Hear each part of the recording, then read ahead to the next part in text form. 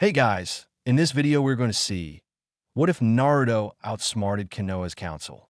This is part 2, and if you want more then please comment your favorite show these days. And complete 100 likes.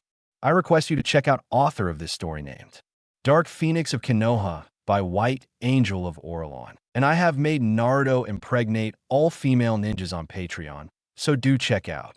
All details in description. Let's get in the video. That evening, Kakashi dismissed his Genin team at 6 and reminded them that he would place the resistance seals on Sasuke and Sakura tomorrow, and therefore they were meeting at Training Ground 3 before they would start their laps around the village. Naruto left first to go home. He wanted to work on a seal. Sasuke also walked home, feeling the effects of the hard training he had done over the day. He had to say he was pleased with how the training had gone. True, Naruto was better than him at the moment, but he would catch up. It was only a question of the right training. He felt he was now finally getting closer to Itachi, and he would endure all the hard training Kakashi could throw at him if it got him strong enough to kill Itachi. Sakura felt dead tired. She had never before done that kind of training. She thought Kakashi-sensei was a sadist. How the hell could the boys stand this? Well, Naruto was a freak. Her mother had always told her that, and Sasuke was Sasuke. It was normal that he was better than all others. When she reached her home, she remembered what Kakashi had told them about eating right. She would eat something tonight, but she would also make sure it wouldn't make her fat. She wasn't convinced that a ninja could eat all he wanted. "Hello, Sakura. How was your day?" Her mother asked, strenuous. "Please, I need something to eat." She answered, "Sweetie, aren't you on a diet to impress Uchiha-sama?" Her mother asked, frowning. "Kakashi-sensei forbid me to diet and told me that ninja wouldn't get fat with all the training they do. I'm not completely sure about that though, but if we're training like today, all the days, I have to eat more than before. Can I have some salad and fruit?" she asked. Her mother contently nodded. Salad and fruit didn't have a lot of calories. That Jonin didn't seem to understand the principles of getting a good husband. But what could be expected from a man? She took to cutting salad, cucumber, and tomatoes, and prepared a bit of dressing for her daughter. "Here, sweetie, there you are. A nice salad to fill your stomach, but which won't make you fat," she said, smiling. "Thanks, Mom," Sakura said, and began eating. "So what did you do for training?" Her mother asked. "Kakashi-sensei tested our physical abilities today. Of course, Sasuke was great. He was so much better than me. We had to run 15 laps around the training ground, then we had to sprint from one side of the ground to the other. A slalom through poles, sets of 50 repeats for different exercises. Then we got a lecture on the right diet for a ninja. Can you believe that Kakashi-sensei thinks a ninja should eat 3,500 calories a day?" Sakura asked. "What? But that will make you fat. There is no way you could keep a good figure to impress Sasuke-sama if you ate that much." Her mother was scandalized. "I know, but he seems serious. For the next week, Kakashi-sensei will provide our lunch, so we can get an idea what we should pack," he said. "We're to bring snacks for morning and afternoon breaks. Something like fruit, sandwiches, rice balls, or vegetables. And a lot to drink." He also recommended eating meat and fish, I think he said, for building muscles. Sakura reported. "But that will make you look ugly. What self-respecting woman would want to look like a muscle mountain?" Sakura's mother asked. "I don't know, but obviously both Sasuke and Naruto agreed with Kakashi." Sakura sighed. "Naruto? He is your second teammate?" Her mother asked, worried. "Yes, but he is such a nuisance. He is mean to me and disrespects Sasuke. Just because I told him off for starting to train without Kakashi-sensei being there, he shot me with a sunbon with one of his paralyzing poisons. I couldn't move for 10 minutes. Sakura complained. "He poisoned you? I will take care of that. I won't allow for that freak to harm my daughter." Sakura's mother screeched. Sakura nodded. Naruto would see what happened if you treated her badly. After all, her mother was on the civilian council. "Okay, when do you have to be at your training ground tomorrow?" Her mother asked. "At 6. Sakura said. "He even takes your beauty sleep away. If you weren't on Sasuke-sama's team, and therefore in the best position to win him as your husband, I would demand for you to be put on another team. But you will just have to persevere and show Sasuke that you are the only suited girl for him," she said. "Don't worry, Mom. I will win him, and then I will become Mrs. Sakura Uchiha once we are old enough." Sakura said dreamily. "That's my girl." Her mother said proudly. The next morning at 10, Isami Haruno walked to the meeting room of the civilian council and told that her daughter had been poisoned by the demon. Of course, all the other counselors were enraged and thought they now finally had something to get the demon for. They had an ANBU that listened to them sent out so that Naruto was called in. At training ground 3, Team 7 was again going through physical training. This time Kakashi was doing his own exercises at the side of his team. Then an ANBU appeared. Kakashi looked up and asked the ANBU what he wanted. Naruto Uzumaki is to immediately appear at the Hokage Tower on orders of the council. The ANBU informed Kakashi. You say the council gave this order? Kakashi asked. Yes, Kakashi. The ANBU confirmed. He has training now, and if you don't have orders from the Hokage, I won't let him leave his training. When you have orders from the Hokage, come back. Kakashi said, and went back to his exercises. The ANBU looked at Kakashi as if he was from another planet, but he also knew that the ex-ANBU wouldn't budge on his opinion. And as the demon brat sensei, he had the power to forbid the brat to leave his training. The ANBU decided it would be best to return to the council to report. In a meeting room, the council was preparing to rip the demon apart, but the only one returning was the ANBU they had sent. Where's the boy? Isami asked. He won't come. Kakashi Ataki gave me the message that he would only let his student leave his training if you had orders from the Hokage. Otherwise, his student would stay with him to train. The ANBU said, How dare he? Jinbai Rinohara asked enraged. He was a wealthy merchant. We are the council. We deserve respect. Wakata Teiji said, Who does he think he is? I will get that order from the Hokage. Just he waits. Isami said, and stormed to the Hokage's office. The Hokage was working on his paperwork, questioning himself how it always was so much paperwork he had to do. But he couldn't delegate it either, because the council would try to pass laws that were only meant to increase their wealth or screw Naruto over. Then Isami Haruno stormed into his office. He would have to remind her who ruled the village. Hokage-sama, I demand that the boy and his sensei are called in. The brat poisoned my daughter yesterday, but when we sent him a messenger to call him before the council, his sensei refused to let him go. He said he would only allow it if you gave the order. She ranted loudly. Counselor Haruno, you want to tell me that you think you can command me? He asked dangerously. No, Hokage-sama, of course not, but he poisoned my daughter. She said, realizing she had made a mistake by just charging into the office. Do you think you have more power over my ninja than me? The Hokage asked again. No, Okage-sama. She answered. Then why do you think you can use the ENBU guard the civilian council got as a messenger to command one of my ninja? If you want to question one of my ninja, you will first inform me of the supposed crime said ninja committed. Then I will decide if an order to appear here is justified. Do you understand? He asked icily. Yes, Hokage-sama. She answered intimidated. Good. And your so-called poisoning of your daughter was a paralyzing agent that only worked for 10 minutes. Kakashi already took care to solve the issue yesterday and reported to me what he did to prevent such an incident in the future. Make no mistakes. I know what you try to do. This is your last warning. Stop sabotaging Naruto Uzumaki, or you will regret it. Naruto is a ninja under my command, and therefore you have no control over him anymore. Leave my office, I have to work. The Hokage dismissed her. When she had fled his office, he called Kat, one of his ANBUs. Kat, fetch me all the ANBU that are tasked with guarding the civilian council. He ordered. Yes, Hokage-sama. Kat answered and vanished. 5 minutes later, the 10 ANBU that rotated to guard the civilian council knelt before the Hokage. Which one of you was on guard duty for the civilian council today? The Hokage asked. I was Hokage-sama. Lizard answered. Good. Then please explain me. Lizard, why would you leave your post to play messenger for the council? The Hokage asked. They ordered me to fetch Naruto Uzumaki for questioning because he poisoned the daughter of Counselor Haruno. Lizard answered. Lizard, do you know the chain of command? The Hokage asked the obviously stupid ANBU. Of course, Hokage-sama. Lizard said, not knowing what this was about. Others started seeing what the Hokage was up to. Then please inform me where in that chain the civilian council ranks. The Hokage asked. The council is directly under the Hokage. Lizard answered. Cat, please inform this stupid moron of the true chain of command. The Hokage said angrily. The civilian council is nowhere in the chain of command.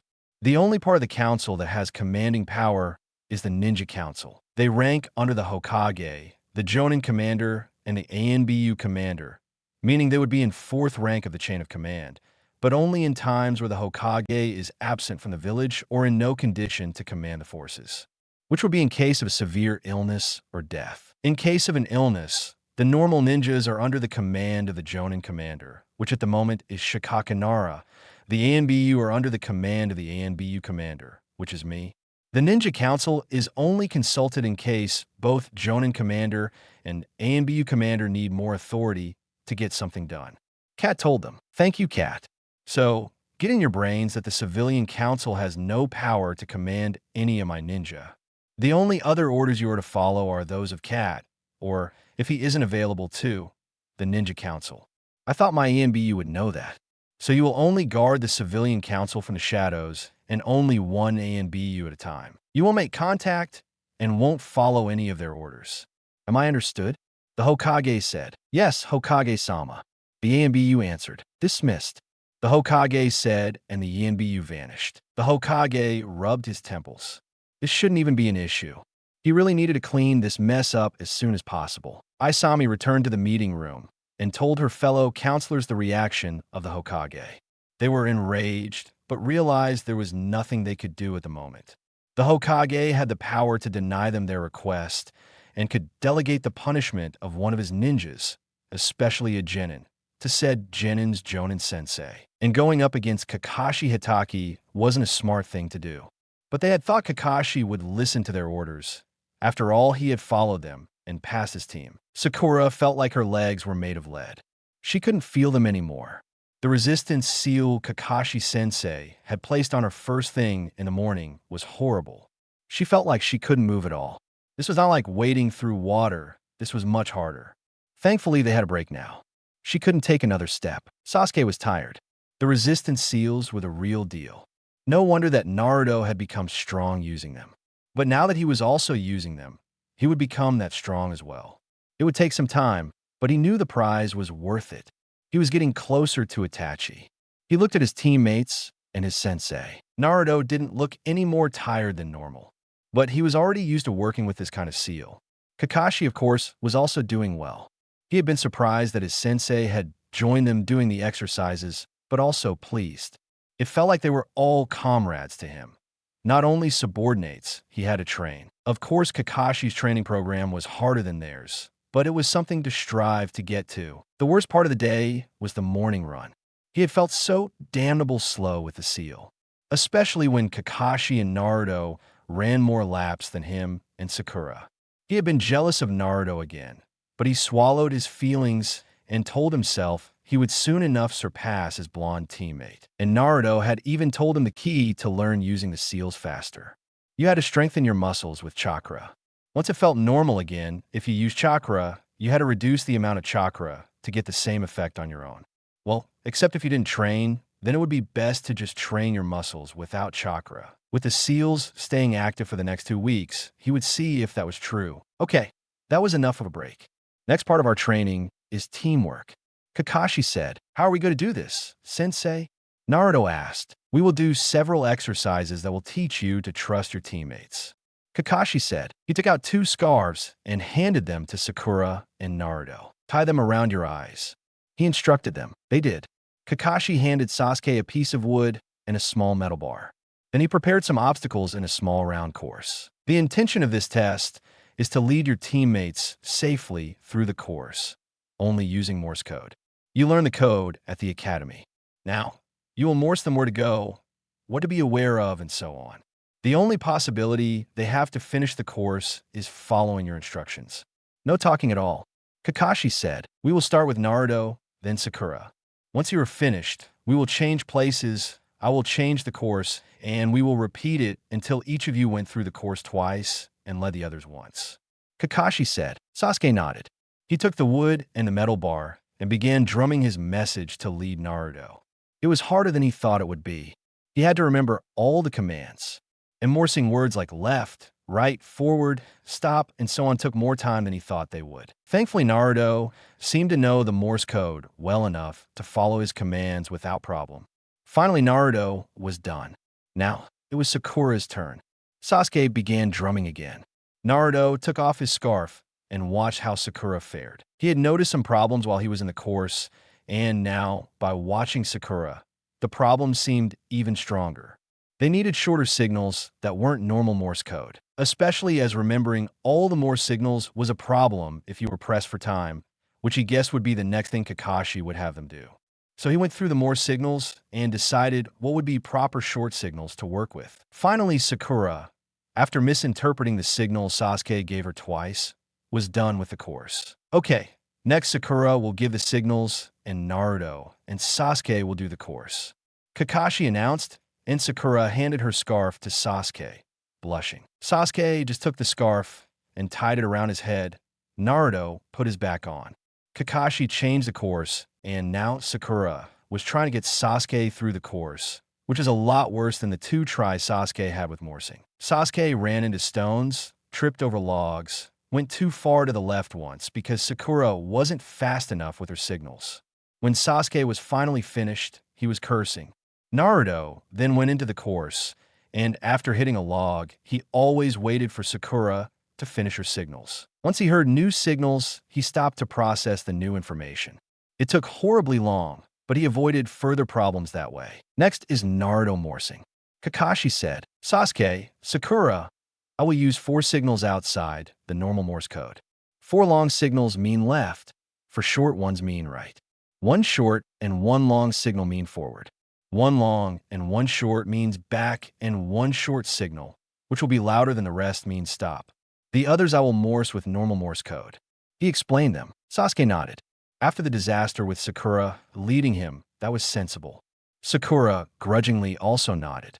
She had hated being the worst in a discipline she should have been good at, but she hadn't thought to practice Morse code much in the academy. It was after all such an overcome method to send messages, and everybody could overhear them. Sakura was the first to go through the change course now. Naruto's idea to shorten the commands was working well. She managed to get through the course with only making a mistake once, and then the stop signal prevented something happening. Sasuke then went through the course and was happy to notice that with Naruto giving the signals, he didn't get hit by obstacles once. He also noticed that he had to get used to differentiating left and right first, as they were so similar. When he came out of the course, he took off the scarf and turned to Naruto. Your idea with shortening the signals worked well, but we should think of 2 signals that are more different from each other for left and right. A different number of signals would be best. In the beginning, it was a bit confusing to recognize short and long signals. Sasuke informed Naruto, okay, that makes sense. Perhaps left 2 short signals and right 4 short signals. As we stop after that signal, it can't be thought to be a complete message anyway, so it doesn't matter if it is also the signal for a letter. Naruto admitted, good, now I want to discuss the things you learned with this exercise. Kakashi said, having his team sit down, we had to always concentrate to get the signals of the one morsing, and with the shorter signals, it was easier to get it.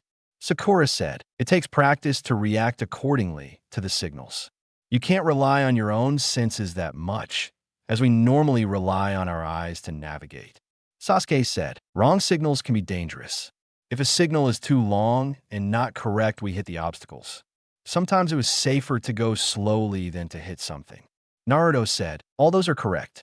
This exercise teaches you to always find the best possible way to fulfill an exercise.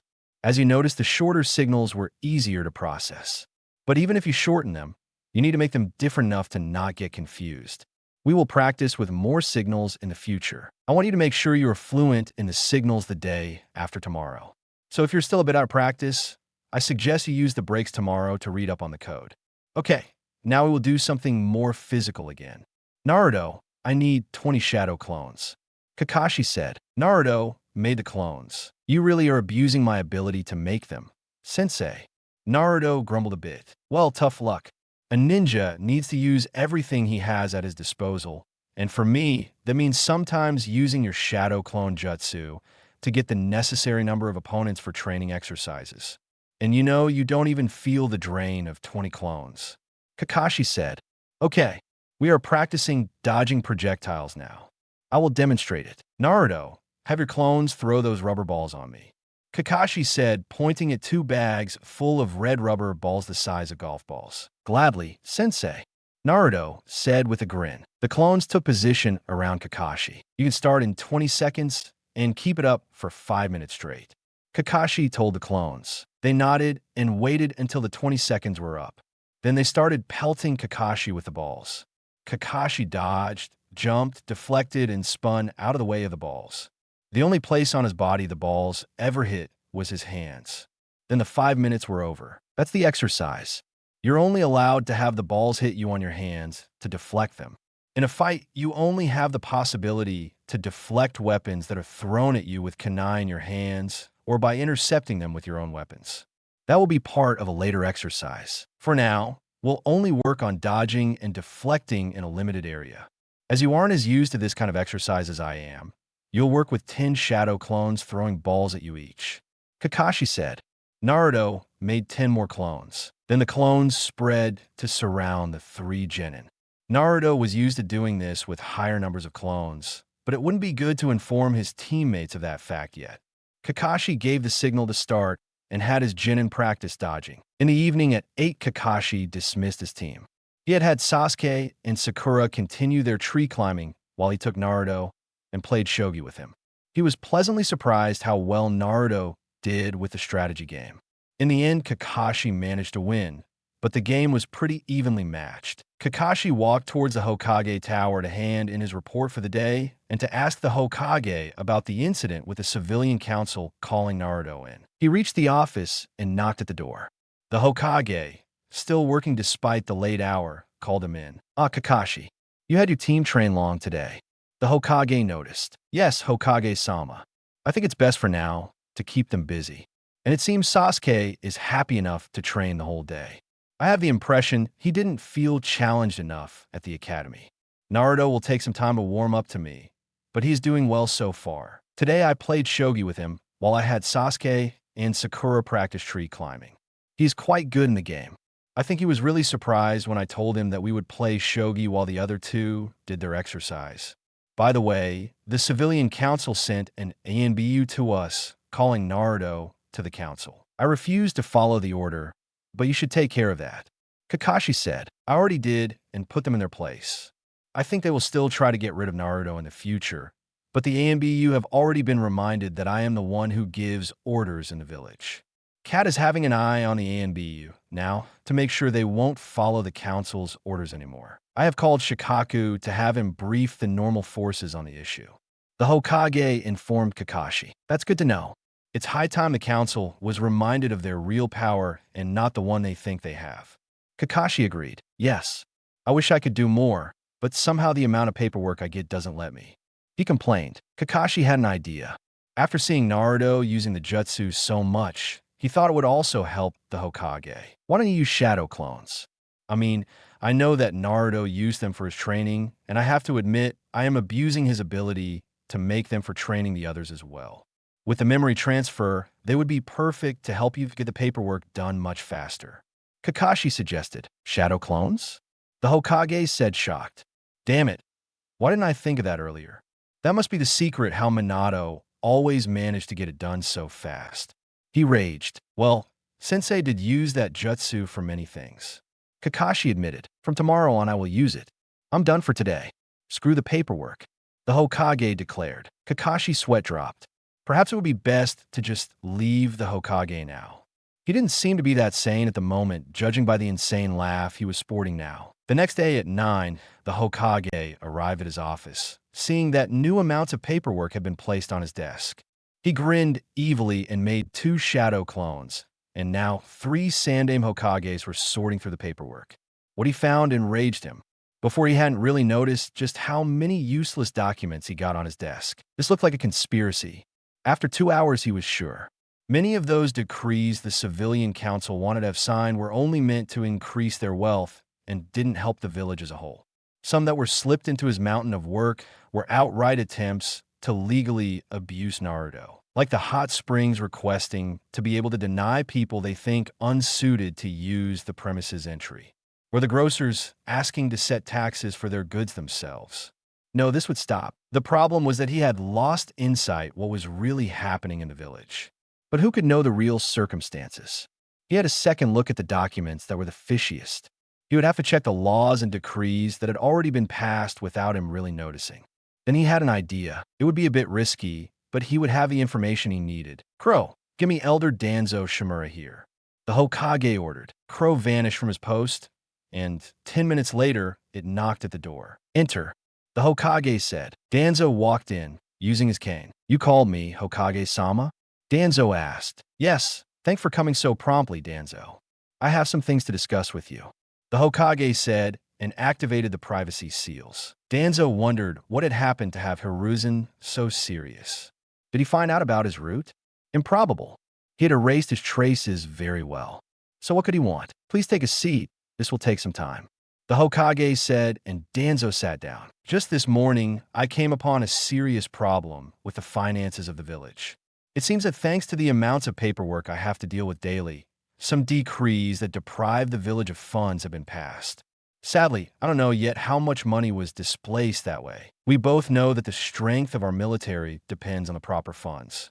I have some suspicions where the funds went, but I need to investigate this without the culprits finding out about it. That's where you come in. I want you to take your route and find all the dirt the ones that embezzle our funds have hidden. The Hokage said, You know that you ordered me to disband Root years ago, Hiruzen. Danzo said, now dropping the honorifics. And we both know that you ignored that order and only took your ninja and went underground. Don't think I'm stupid, Danzo. I'll let you get away with it, because you and your Root are useful for the village. As long as I officially disbanded you, nobody could say anything against it. And if your training methods wouldn't be so despicable, I wouldn't even have had to do it. But we always differed in our opinions there. Nonetheless, your Root are a part of the military of Konoha. A well-hidden part, but it is still financed by the village. Danzo kept quiet. He wouldn't have thought that Hiruzen had known all the time. It seemed he had underestimated his old rival. What do you intend to do now? He asked. Oh, as long as you follow my orders. Nothing. As I said, you're useful. But if you go against me, I will end you. Simple as that. The Hokage told Danzo. Why now of all times, Hiruzen? What has changed? Danzo asked. We both know that I am too old to be Hokage.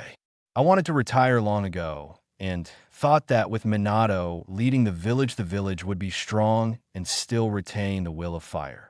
Sadly, he died, sealing the Kyuubi away. I didn't really want to take back the hat, but did it because I saw it as my duty to protect the village. The same is true for you. You are the same age as I am. We both are not really suitable candidates for the position. We should only enjoy our retirement and give advice to the younger generation. But we both have still a duty we are fulfilling. I have called back Jiraiya to discuss with him my choice of successor. The Hokage informed Danzo. You want to make Jiraiya your successor? Danzo asked disbelievingly. Do you think that is wise? While he is strong enough to take the position, I don't think he would be a good administrator. No, Jiraiya wouldn't even want to be Hokage, and it would be a shame to let his spy network go to waste.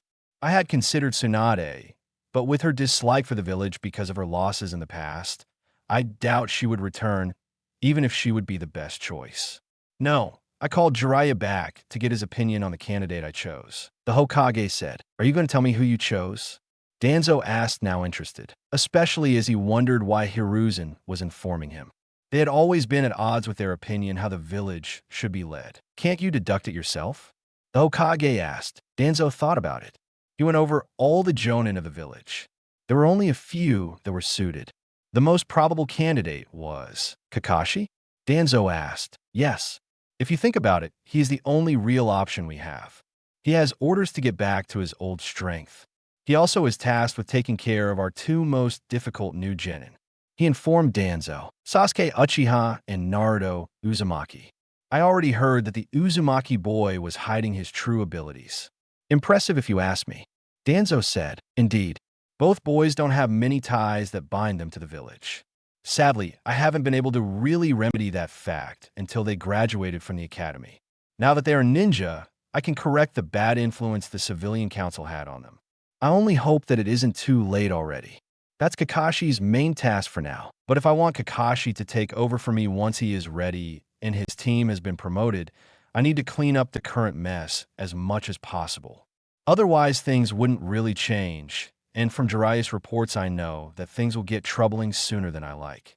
The Hokage said. Danzo had to agree. He knew from his own spies that there was a mercenary group that took many high-class missions for some of the other villages. They consisted of S-rank missing Nins, but their goals were unknown so far. Then there was the new village Odo. He hadn't been able to find out much about it, and he had somewhat lost sight of Orochimaru after he had finished the surgery he had hired him for on his arm. Thankfully, Hiruzen didn't seem to know about the Sharingans he had implanted in his eye and his arm. That wouldn't be tolerated in any way. So how do you want me to do this? Danzo asked. I will go through the laws that were passed myself with a few shadow clones over the next few days. I want you to send me 2 of your root agents that are skilled in administration. One will replace the current secretary, and one will go through the jungle of paperwork that is put on my desk each day. I only want him to sort it in categories that make the most sense. Before we can confront the ones responsible, we need to know the whole picture. I want 3 of your agents to go through the decrees that have been passed since Minato's death. They are to write them down chronologically. I will go through them as soon as they are done. 5 of your agents are to inspect the way business is done in the village without being seen. I have the suspicion that many businessmen are evading taxes. And that they demand more taxes than what is legal. I know I have been too passive the past years, but I intend to rectify at least some of my mistakes before I let Kakashi take over. If everything goes well, I will announce him as my successor during the final round of the Chunin exams in 6 months. Normally, he should get his team ready to take them in the 6 months he has. The only shaky candidate is Sakura. I don't know if she will persevere in her choice of career. Kakashi has orders to put his team through the grinder. The Hokage said. That is a sound plan. In 6 months of constant training, he should also be back to his past strength and perhaps have got to S-rank level. If I remember right, he was close when he quit AMBU. I will send my agents for the tower in 1 hour, Hiruzen, and send the ones for the village out as well. How do you want to organize the reporting? Danzo asked. I want your agents to report back to me in 3 days. They should have a first impression by then. I guess we will need 2 or 3 weeks to get all the documents checked. The Hokage sighed. Danzo nodded. It was good to see that the god of shinobi intended to go out with a last major strike. Team 7 stood in the mission office to get their first mission. Sakura was relieved to get a mission for a change. A mission meant that she wouldn't have to go through what she had dubbed Kakashi's training from hell. She had been sore every day of last week after training. The weekend had been training free for them, but Kakashi had given them homework. Thankfully, it was all theory, but it would be tested during this week's training hours. She had to spend 5 hours reading up and practicing hand signals that were used by the Konoha military forces. These signals would be part of their teamwork exercises. And, of course, she had to practice a new chakra control exercise, sticking 5 leaves to her arms. She had known how to do it with 1 leaf since the academy. But now Kakashi had told them they had to stick 5 leaves to their arms and keep them there 2 hours without losing them once. She had hated the exercise. She always lost control and had to start new. Why would it help them to be able to do that exercise? And she also hadn't had much time taking care of her body to impress Sasuke. Her hair was messier than ever before. Her skin was losing some of its shine, and she got calluses on her hands. How should she ever get Sasuke this way? More, she couldn't stop herself from eating all the food Kakashi gave them, even if it was way too fat. She had tried to only eat a bit of it, but her stomach was betraying her. Her mother had promised her to take care of her lunchboxes from this week on. She would make sure she ate low-fat. The 3 genin listened to the Hokage when he told Kakashi the available missions. Sakura was glad. Most of those missions didn't sound that bad. Babysitting for the minister, weeding a garden for a council member. Yes, she could do that. We take cleaning out the field of Mr. Takashima, Hokage-sama. Kakashi decided. Sakura wanted to cry. That was another hard exercise, and it was a bit outside of the village. Mr. Takashima had just started a farm 2 miles outside of Konoha. There would be no chance to rest and flirt with Sasuke, from what she could tell.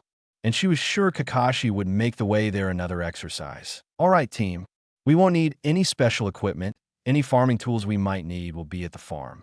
Let's go, Kakashi said and left the office. Naruto and Sasuke turned the cleaning of the field into a challenge.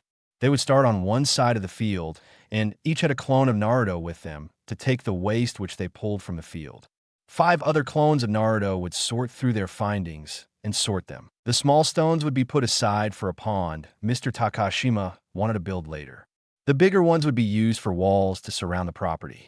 Sticks and bigger branches would either be shredded later or burned. Some would perhaps be used as stabilizers for vegetable plants. That would be Mr. Takashima's decision. Sakura was also cleaning her part with a shadow clone, taking care of getting the waste away, but she was way slower than the 2 boys. Sasuke wanted to prove that he could go the same pace as Naruto, and Naruto wanted to shove it into the Uchiha's face that there were people better than him. Kakashi watched the whole action amused. The competitiveness between Naruto and Sasuke would only end in the mission getting done faster. Perhaps he could get the team to 2 missions a day in a few weeks. But then again, his goal was taking only missions that wouldn't get his team in close contact with the villagers too much. Wow, your students are doing good work. I'm surprised they're that fast. Mr. Takashima said, well, they're ninjas. They should be faster than civilians. And they don't even use their abilities besides Naruto, making his shadow clones to assist. Kakashi answered, are your 2 male students, by any chance, overly competitive? Mr. Takashima asked, a bit, but as long as it results in better work, I don't mind. Kakashi said. He looked at Sakura. The girl was already slowing down. Hey, Sakura, don't get slower. This is also meant as a strength-building exercise. He shouted to her. Sakura returned to her former pace. She was slowing down? Mr. Takashima asked, surprised. Yes, she sometimes needs a good push to do her best, but we are working on that. Kakashi replied, unconcerned. Mr. Takashima wondered about this, but then again, who could really understand how ninjas worked? After 4 hours, the field was cleared of all things that would be in the way of farming. Wow, good work. I didn't think it would be done today. Mr. Takashima told the team happily. No problem, Mr. Takashima. That's our job. Kakashi said, I have some refreshments prepared for you and your team, Mr. Hitaki. Mr. Takashima said, as a sign of my gratitude for the good and speedy work, I will gladly accept.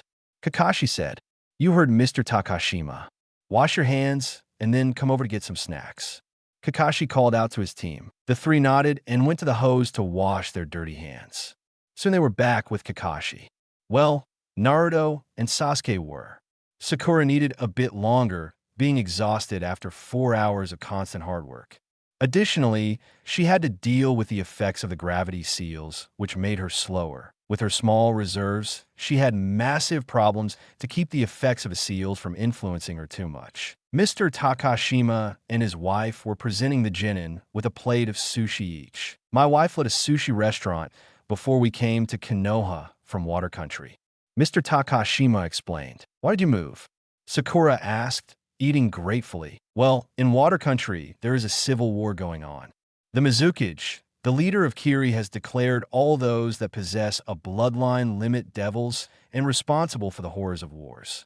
They are hunted down mercilessly. But even we civilians are sometimes involved in the fights of the 2 sides, the one following the Mizukage and the one opposing him, who think that the bloodline limit users who fought for Kiri in the past shouldn't be persecuted. We didn't want to be killed in the middle of those fights and decided it would be safer to move here. Mrs. Takashima informed the genin. Sasuke was shocked. People who had a bloodline limit, like his clan, were hunted down in Water Country. But why? Normally, the clans that had a bloodline limit were the strongest in a village's military, like his clan had been. Their Sharingan had been praised in Konoha. Naruto silently ate his sushi. He could empathize with the rebels. Nobody would take being hunted down for something that had helped his village in the past. And what choice did those people have? They were just born like that. An ability wasn't evil in itself. It was how you used it. These are really good, Mrs. Takashima, Sakura said, not really getting the mood of her 2 teammates. Thanks, dear. Mrs. Takashima answered. The civilian council was at a loss how they had lost a good part of their power in such short time. The Hokage seemingly had suddenly grown a backbone. He was keeping the ninjas that formerly had done their bidding under a firm watch. It had taken them a week to find out, but both the Jonin commander and the ANBU commander had given orders to all ninjas that the civilian council had no say in shinobi matters. They had no authority to order ninja to do anything. The Hokage, after all ninjas had been informed, even the new genin had been told the orders, had given them a warning to not try to usurp his power. Trying to usurp the Hokage's power was treason and would be handled accordingly. They had held a meeting to discuss their options, but soon realized that there was nothing they could do. The Hokage held the power of the military. They only had control over the civilian affairs as long as they didn't threaten the military strength of the village. That meant withholding service from shinobi in any way or sabotaging the goods sold to shinobi. They knew if they continued to treat the demon like he deserved to be treated, they would face the Hokage's wrath. After checking on the sales numbers of the past 3 years, they made a surprising discovery. The only things the demon brat had bought from them were the occasional fresh products like milk and eggs. Nothing else. How did the brat do that? As much as they tried to find out, they couldn't wrap their mind around it. The brat was the dead last of his class. A failure as a ninja. There should have been no way for him to manage that. In the shadows gazelle, the ANBU on duty grinned under his mask.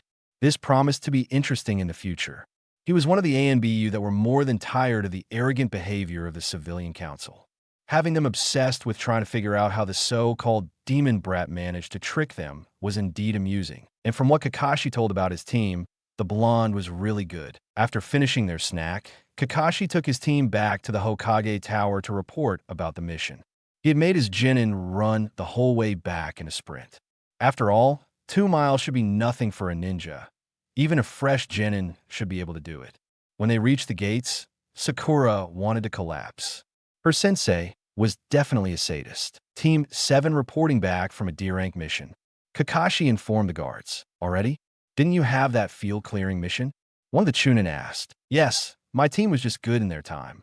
Kakashi answered. Okay, we have noted you being back. The other Chunin said, and Kakashi led his team to the tower. Did you also have the impression that 2 of the 3 genin were about to collapse? One asked. Yes. The Uchiha is hiding it somewhat well, but the girl was really obvious. Strangely, Uzumaki didn't seem tired. The other answered. All ninjas have been briefed to not refer Naruto by any derogative terms, so most just called him Uzumaki when they talked about him. I wouldn't think he would be tired after a sprint. Don't you remember how he had to hunt him down after one of his pranks? If he has practice in anything, then it is running at high speeds. The first one said, snorting. True. His partner replied. In the Hokage Tower, Kakashi instructed his genin to watch how he made his report, as they would be required to do it themselves in the near future. Team 7 back for report. Kakashi stated. The Chunin on duty nodded and took out a notepad for a short summary. Kakashi would later hand in a thorough written report about the performance of his team after all. The Hokage just wanted to get an overview of the successfully fulfilled missions every day. Team 7 was tasked with clearing out the field of the newly moved in Takashima couple. Genins Hirano, Uchiha, and Uzumaki took to clearing the field of stones, wood, and other waste, leaving the remains for shadow clones of Uzumaki to be sorted into categories for later use by the Takashimas. After 4 hours of work, the field was finished. Individual report on the performance of my genin will follow in my written report. Kakashi said, Good. The short report will be handed in to Hokage-sama. The Chunin confirmed. I have a question, Kakashi-sensei. Naruto asked. Yes, Naruto? Kakashi answered. Is there a possibility for a genin to take more D-rank missions outside of the ones the team does? He asked, looking at an immense amount of missions labeled D-rank. With the permission of Hokage-sama and the Jonin sensei of said genin, it is definitely possible. Why are you interested? Kakashi asked. You know that I am an orphan and I need to earn money some way. This would be the easiest way for me to do it. I could give some missions to my shadow clones and let them do the missions while I am busy with our team's training. Naruto argued. If Hokage-sama agrees, I don't see any reason to not allow it, as long as you do the missions properly. But I want you to keep it to 3 missions a day. I don't want you to be too tired from chakra exhaustion for your team training. Kakashi said. Naruto looked at Kakashi as if he was crazy. Sensei, chakra exhaustion is no problem for me, and you know it. I would have to fire A-rank jutsus around for 5 hours in a row to get exhausted. And even then I would probably be up again after an hour of resting and eating. he said. Kakashi had to agree with the statement, but didn't comment. Naruto, don't brag with false abilities. You can't have that much chakra. Sakura scolded. No, Sakura, Naruto is right in his statement. He does have overly large chakra reserves. He has been born with them, and his training only increased them over time. Kakashi admonished her. He would have thought she was too tired to argue after all the hard work of today. But he can't have more chakra than Sasuke. Sasuke was always the best and the strongest at the academy. She protested. Didn't you realize yet that I faked my abilities in the academy? I would have thought all the training sessions last week would have made that much clear. Sasuke has large reserves for a fresh genin. That's true, and compared to the others in our class, he has the largest reserves, but he is nowhere near my level. Naruto set her straight. How big could your reserves be, idiot? She sneered. Kage level. Kakashi said, shocking both Sakura and Sasuke. Naruto's reserves are the biggest of anyone in the village. But large reserves alone don't make a good ninja. You need to have good control over your chakra too and the experience from fighting opponents. Naruto nodded. He knew the only thing he really needed for a promotion to Chunin was set experience. He had the abilities and control without a doubt. But even he had to admit he was getting better and stronger with Kakashi's intense training. Training on his own had given him a very good base to work with, but the teamwork exercises his sensei came up with helped him practice to really use the theoretical skills he had. It would be invaluable in the field. He knew the old man wouldn't promote him to Jonin straight away. But if he got the experience he needed in the next 6 months until the Chunin exams, only a natural catastrophe or something similar will be able to prevent his promotion. Kakashi dismissed his team with a reminder to be at the gates at 6 like the other mornings. The next morning, Naruto got the information from Kakashi that the Hokage had agreed to let him do 3 additional D-rank missions a day as long as Naruto was not on a mission outside of the village at the time. Naruto made 10 clones and sent one of them to the mission office to get the missions for him. The idea was a spontaneous one. He knew that he had his parents' money that he would get as soon as he was declared the Namikaze and Uzumaki heir at the Chunin exams, and he also had a good amount of money from his trips into the Forest of Death after the last Chunin exams in there. But he also didn't want anybody to know about that. So taking more D-rank solo would give him a good cover and more money. Thankfully, the payment was going to the mission office before it was transferred to the ninja's account. Around lunch, a Chunin arrived at the training ground. Kakashi, Naruto Uzumaki, is to come to the Hokage's office immediately. Here is the order of Hokage-sama, he said. Kakashi checked the order and saw it was genuine. Naruto, you are wanted by Hokage-sama, he said to his genin. Naruto nodded and stopped his exercise. Once you are finished with whatever Hokage-sama wants, you are to come back to continue training. Kakashi ordered. Yes, Kakashi-sensei, Naruto said and took off towards the tower. Okay, you two back to chakra control training, Kakashi said. Sakura groaned, and Sasuke just continued training, tree walking, while sticking a leaf to each back of his hands with chakra. Naruto arrived at the tower and walked towards the Hokage's office. He looked at the secretary that surprisingly didn't glare at him. He had also never seen her before. I was called by Hokage-sama to come here immediately, Naruto said neutrally and handed her the note that Chunin had given Kakashi. I will see if Hokage-sama is available, the new secretary said. Soon Naruto was in the Hokage's office. Ah, Naruto, good that you came so fast, the Hokage greeted. Why did you want to see me, old man?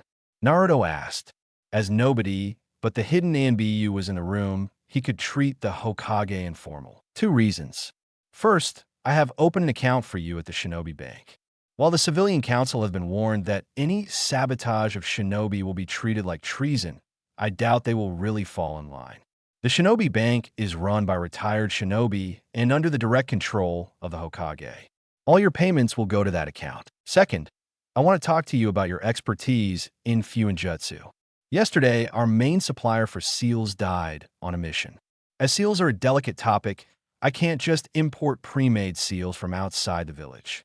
Too much potential for sabotage. While some of our ninjas can make the basic seals for their needs, most of our forces just buy them at shinobi equipment shops or are given them from the armory if the mission requires them.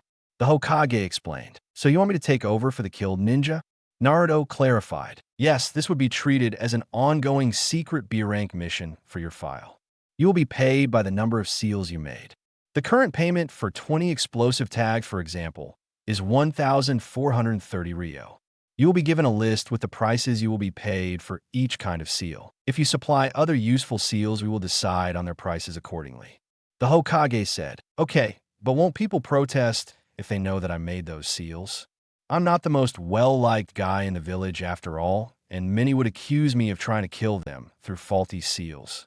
Naruto said, "That won't be a problem, because the seals will be distributed under the code name Dark Phoenix." The Hokage assured Naruto, "Okay, that would work. What about the supplies to make the seals, and how many seals do you need right now?"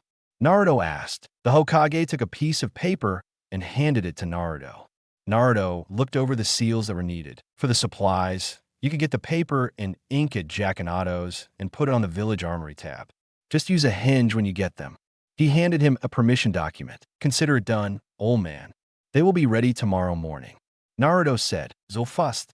The Hokage asked, surprised. "Shadow clones." Naruto only said, grinning, "Of course." "Well, then I won't keep you from your training anymore, Naruto," the Hokage said. Naruto nodded and left the room. Outside the tower, he made a shadow clone and gave it the permission document and let it go buying the supplies for the seals. He himself went back to his training ground. He informed Kakashi that he had got an ongoing mission for the Hokage to supply the village with seals. Keeping it a secret from his sensei wouldn't have made any sense, as Kakashi already knew about his identity and his real abilities. Survival training. That afternoon, Team 7 had to paint the walls of the new swimming hall of Konoha. And Kakashi insisted that they didn't use ladders to reach the higher parts of the walls, but used tree walking to do it. After 1.5 hours, the walls were painted and Sakura exhausted. With her small reserves, sticking to one place of the wall was really hard. She had hoped that they would be done with missions for today, but Kakashi had already got a follow-up mission. He had taken it as it was at the same place as the first mission. The pool needed to be tiled, so after a short break, the genin started to tile the walls, starting on the bottom end of the walls. To Sasuke's surprise, Naruto was pretty skilled at doing it. It looked like he had done it before. Unknown to Sasuke and Sakura, Naruto was skilled in many crafts. He needed to be, with the civilian craftsmen refusing to do any work for him. So Naruto started on the long sides of the pool. Sasuke and Sakura got the short sides. Naruto had a well-working system. He tiled as high as he could reach without a ladder, and then constructed a pulley from the ceiling to reach the higher parts of the wall without having to wait for the tile glue to dry. With him using 3 clones on his side and 4 on the other long side, it took him 3 hours to finish the tiling. Sasuke, who had seen the method Naruto used to get to the higher part, had copied it and was finishing about the same time. Sakura was only halfway done with her wall. As it was already 7 and Sakura looked ready to collapse, Kakashi asked Naruto to have 2 of his clones finish her side. Naruto nodded and took over the upper half of the side.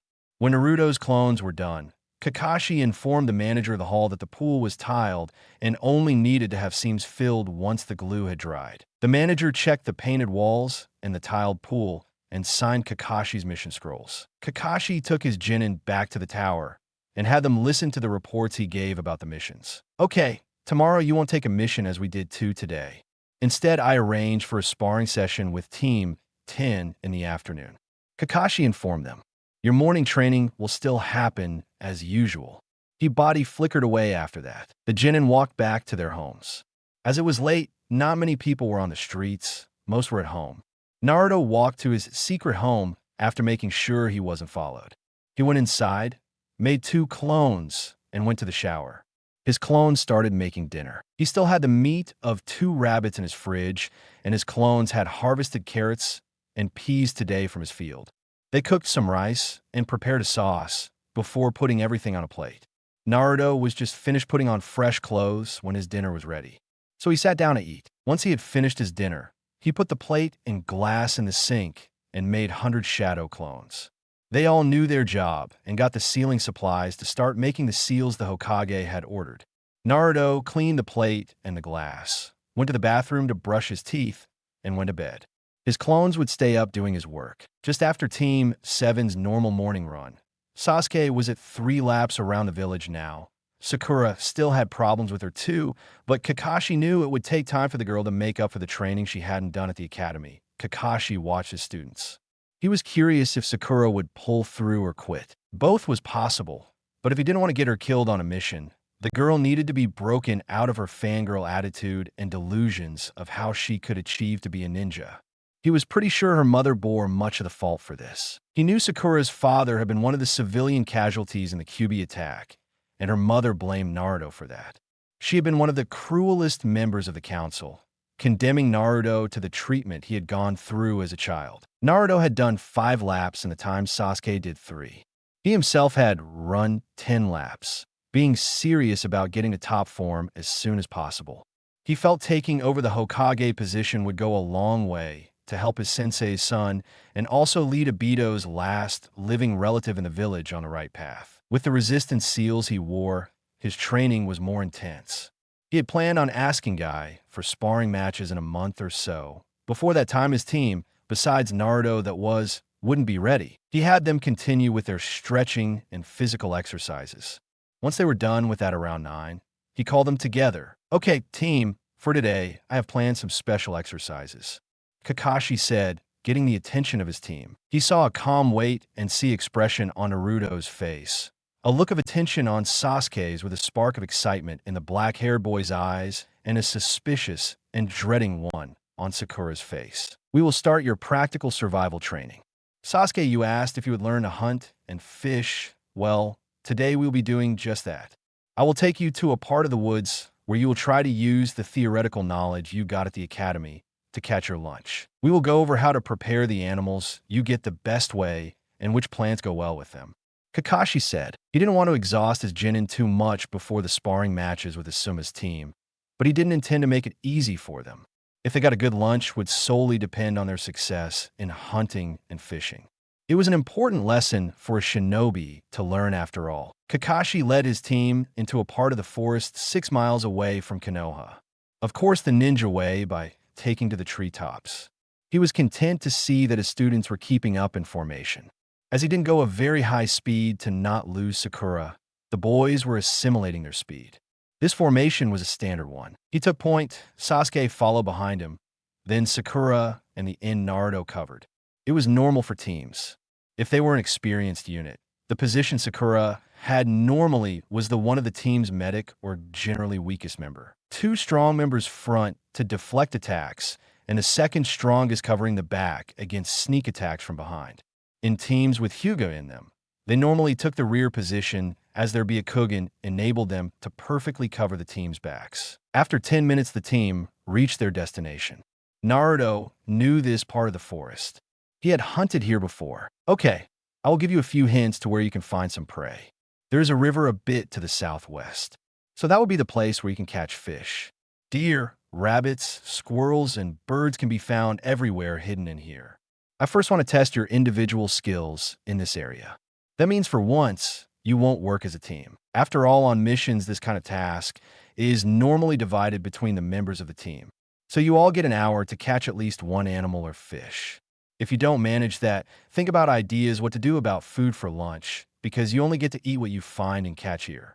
I have taken the liberty to steal your lunch boxes. You will get them back after the sparring session with Team 10.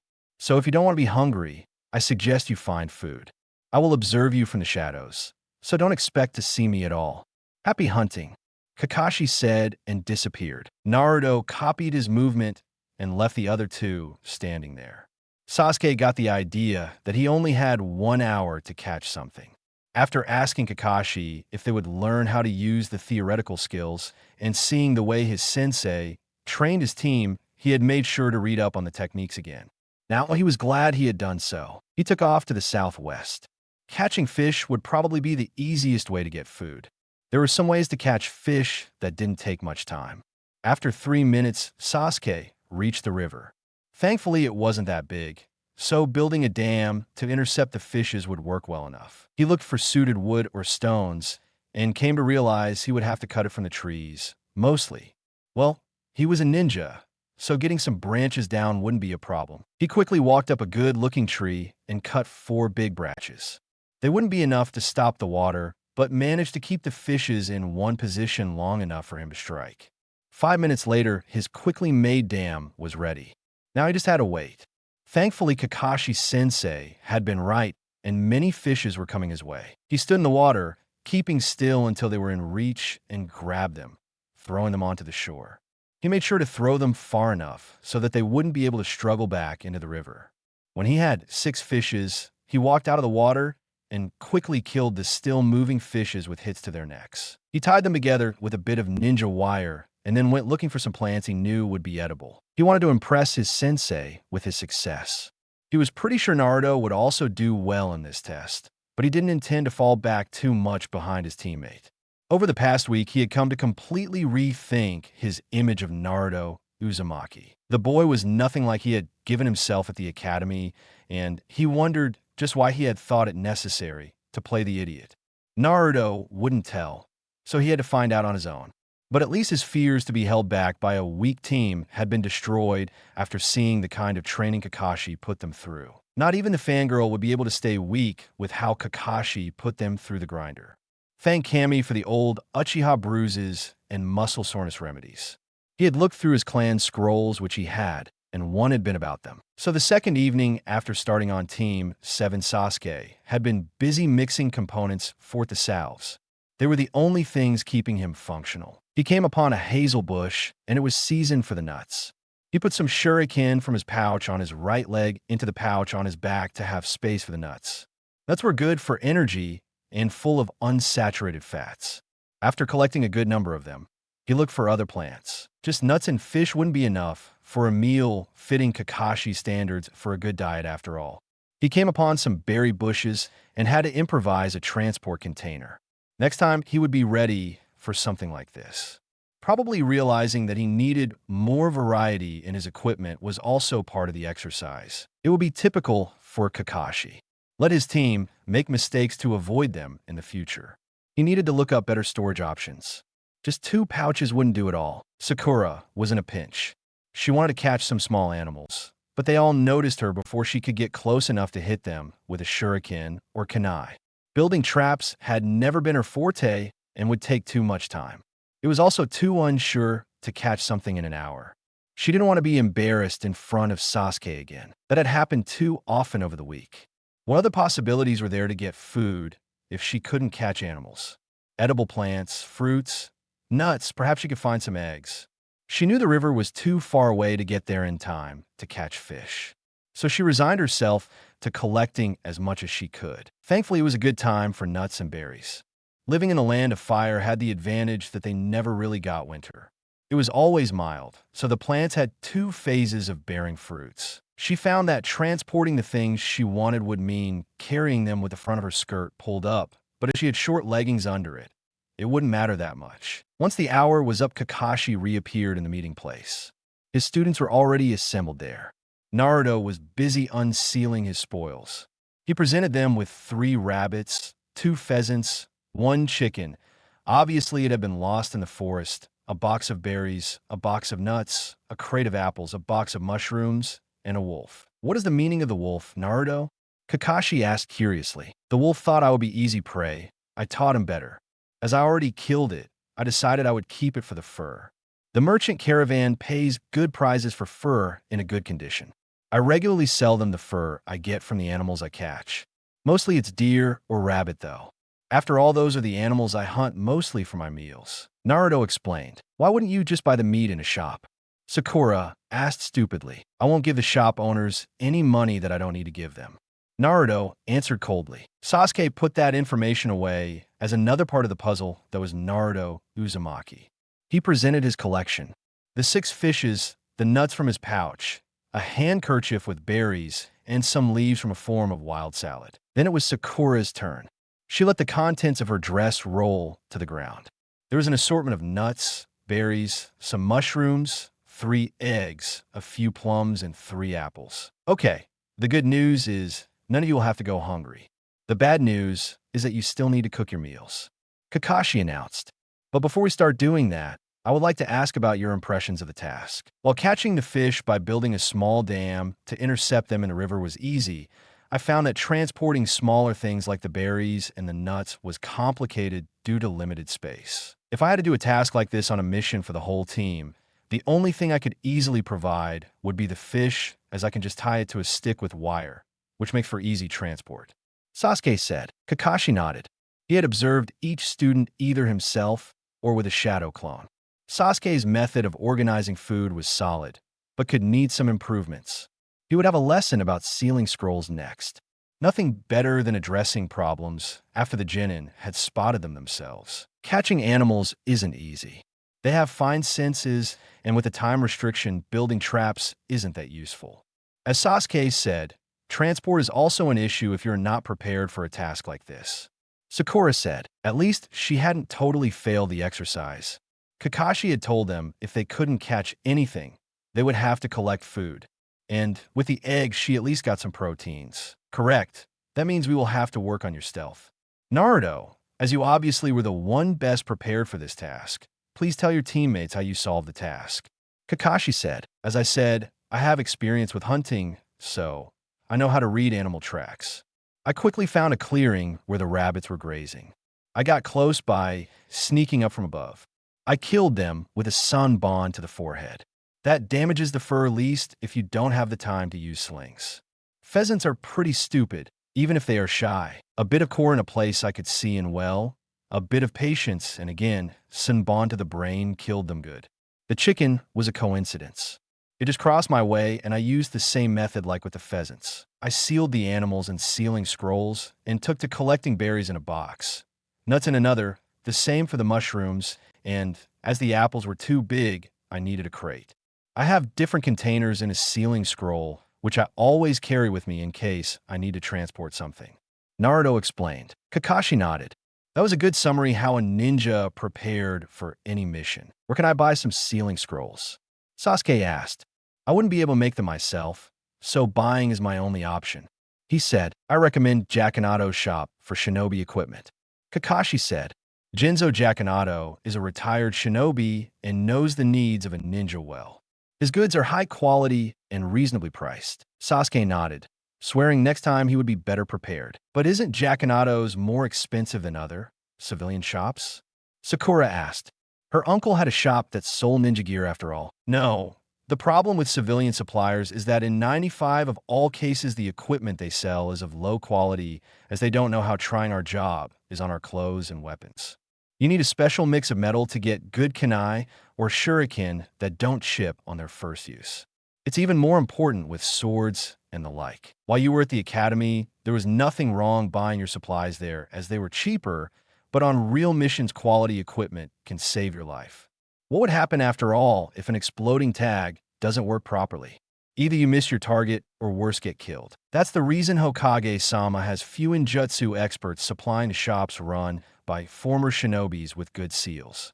Kakashi explained. Sasuke nodded, making a note to visit Jackanato's in the near future. Sakura frowned.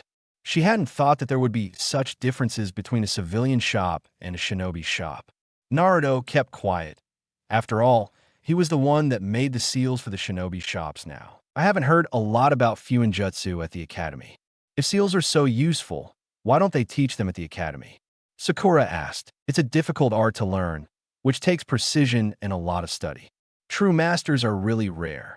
Konoha has one acknowledged seal master at the moment, Jiraiya of the Sannin. The other seal master we had was the Yondaime Hokage. There are perhaps 6 seal experts in the village. I am one of them as I learned a lot about them from my sensei. Kakashi informed them. Who was your sensei? Kakashi sensei. Sakura asked. Minato Namikaze, the Yondaime Hokage. Kakashi answered. Sakura looked impressed. Her sensei had been trained by the Yondaime himself. Sasuke mentally was very satisfied with the way things had played out for him. Having a student of the legendary Yondaime as his sensei would surely make him strong enough to kill Itachi. Naruto just smiled. The way Kakashi had worded his information concealed that there could be more seal masters. They were just not acknowledged. He would wait until Jiraiya came back. He really wanted to talk with the famous Sannin about his self-invented seals. But the Hokage had said it could take a month or more until he came back to the village. Okay, now that you have the food, you need to prepare it. One thing every ninja needs to know is how to disembowel animals and gut fish. I know you already know how to do it, Naruto. Have either of you done it before, Sasuke and Sakura? Kakashi asked. No, but I have seen how my mother gut a fish once when I was 6. Sasuke said, looking sad at the mention of his mother. He missed her. Sakura just shook her head. This didn't look promising for her, and it would be disgusting to have to do it. Okay, Naruto, can I have the chicken for a demonstration? Kakashi asked. Sure, Naruto said and handed the dead bird to Kakashi. First you need to do is to pluck the feathers, especially if you can use them for something like putting them in pillows or for rare birds. Sell them. If you don't pluck a bird first, the feathers tend to get bloody, and washing out blood is not that easy, with more valuable feathers that can ruin them. With chicken and goose feathers, it's not that much of a problem. Next is bleeding out the bird. You cut off the head and hang them with the head down. That will take some time. For animals with fur, you need to skin them and then bleed them out. Kakashi demonstrated his skill in quickly plucking all feathers out of the chicken and cutting off the head. He let it hang on a tree branch. For a fish, things are different. What do you remember of the procedure, Sasuke? Kakashi asked. Well, first the fish is cut open opposite the top. Then you take out all the offal, and depending on how you want to prepare the fish, you either let the hide on or cut it away. I've been told in the field you mostly put the fish on sticks, which you roast over an open fire. Sasuke said, that's the way it is done. Try it with one of your fishes. Kakashi said. Sasuke took one fish and cut the underside open with a kunai. He took the offal out, looked through the cut if he had overlooked something, and turned to Kakashi, who gave him a nice smile. Well done, Sasuke. Would you mind giving one fish to Sakura so she can also learn it? I think we will leave the rabbits and the other birds to Naruto, as he knows how to do it, and I guess he wants to keep their furs for selling. Both Sasuke and Naruto nodded. Sakura looked at the fish, fighting with herself if she could really do this. But then her inner voice reminded her that Sasuke wouldn't be impressed with her if she couldn't even gut a fish. So she took her kunai and tried to imitate Sasuke's former performance. She was disgusted when she felt the offal in her hand. A lady shouldn't be forced to do things like this. But everything to impress her Sasuke. Meanwhile, Naruto, with skill coming from long practice, skinned the rabbits, plucked the pheasants, and then let them bleed out. Once the blood was out, he took to disemboweling them. He collected the offal in a bowl and had a shadow clone carry them away. What are you going to do with the offal? Sakura asked, too disgusted with having to gut the fish to be overly mean to Naruto. Burying it far enough away so that predators don't come close to my camp. It's a habit I learned to follow after a few foxes turned up after my first hunt on rabbits. I lost a rabbit to them and barely managed to keep the second one safe. Naruto answered. He was now cutting 2 rabbits in small pieces and put them in a lidded box. The pheasants got the same treatment. The last rabbit got put on a pole for roasting over a fire. Do you want the chicken, Kakashi-sensei? Naruto asked, if you don't mind. I wouldn't have to go hunting myself then. Kakashi said, take it. I have enough with 1 rabbit and the other things I collected. Naruto answered. Kakashi thanked him and took to preparing the chicken. Once all of them had prepared their meals, Sasuke had decided to give Sakura a second fish for more than enough for him, and he couldn't store the spare one. Kakashi had them set up campfires. He corrected them if they made mistakes, but otherwise he was busy with his own fire. What is the best way to start a campfire in an area that is safe enough to even light a fire? Kakashi asked. A weak fire jutsu. Naruto said, correct. Why would a jutsu like Sasuke's great fireball be ill-suited? Kakashi asked, because it is too flashy and too hot. Even in presumed safe terrain, a ninja has to keep his camp undetected if possible. And with a technique too hot, you will burn the wood too fast and don't have enough time to roast your food, which isn't much of a problem in areas like Konoha, which are surrounded by forested areas. But in other regions, wood is limited, so you need to get the best possible result with the supplies you have. Sasuke answered, remembering that lesson. Indeed, there is a jutsu, one of the fire jutsus that doesn't need the affinity for fire to be used. It was developed for situations like this, lighting a campfire. It doesn't work in a fight, though you need stronger jutsu, but here it's perfect. The hand seals are hare and tiger. Try it. If you don't get it in half an hour, I will light the fires. Kakashi said. Sasuke and Naruto had no problems with the jutsu. as Sasuke knew how to use fire jutsus already. This simple one was easy to perform, and Naruto had used that jutsu for years now. Sakura needed a few tries, but then even she got her fire started. Good work, everybody. Now we will prepare our meals. Think how you can best prepare the things you collected. After that, I guess it will be time for an early lunch. But as we were meeting Team 10 at 1:30 on their training ground, I guess that's good. Kakashi said. Every member of the team took to cooking their meal. After 30 minutes, the fishes were done for Sasuke and Sakura. Naruto's rabbit and Kakashi's chicken needed a while longer. Sakura had pierced her mushrooms on sticks and also roasted them. The eggs had been buried in the earth on one side of the fire as she had no pot to cook them. The nuts and berries she ate like they were, as she did the apples and plums. Sasuke only had to roast his fishes, which looked a lot less mutilated than Sakura's, and the other things he ate like they were. Naruto had wrapped 2 apples and some mushrooms in aluminum foil and put them to bake in the heat. He had added a few herbs and spices and oil to his rabbit and the mushrooms. After cooking in the wild for so long, he knew what tasted good. He just had to make sure his rabbit was constantly kept covered in his mix. Once everything was cooked, he took the rabbit from the fire and got his wrapped things from the heat. He had a metal claw for that sealed in his equipment scroll for cooking utensils. Soon all members of Team 7 were eating contently. Team sparring. Team 10 was not amused that their sensei had arranged for a sparring match with another team. Ino was annoying Shikamaru with her blabbing about impressing Sasuke and showing up Sakura. Just make sure you aren't too loud. You know how Naruto will react. Shikamaru warned her. Ino obviously remembered the incident at the academy well enough from the look on her face. Why are we even doing a sparring match with another team so early into our training? We didn't learn that much yet. Choji asked. You were just unlucky to be the first ones that will have those matches. Kurenai, Kakashi, and I decided that it would be good for the developments of the rookie teams if we had them spar against each other regularly to get you all used to multiple fighting styles. Asuma explained. Once you have got more experience, we will probably also ask some older genin teams to be included. Troublesome. Shikamaru said. Then they saw Team 7 appear from the entrance of the training ground. Hello, Asuma. Kakashi greeted. Hello, Kakashi. It's really strange to see you nearly on time. Asuma replied. Well, you know how that is. So much to do with the team to get them up to snuff. No time to be properly late. Kakashi sighed. Asuma grinned. He knew Kakashi was ordered to be more punctual because he needed to get his 2 male students improved in the mental area, and that meant keeping them busy. He wondered just what pace Kakashi had set for his team. Okay, how do you want to do this? 3 against 3 or one-on-one fights? Asuma asked. I think for now, one-on-one fights will work out better. It will take some time until they can work as a coherent unit. After all, they just trained a bit more than a week under us.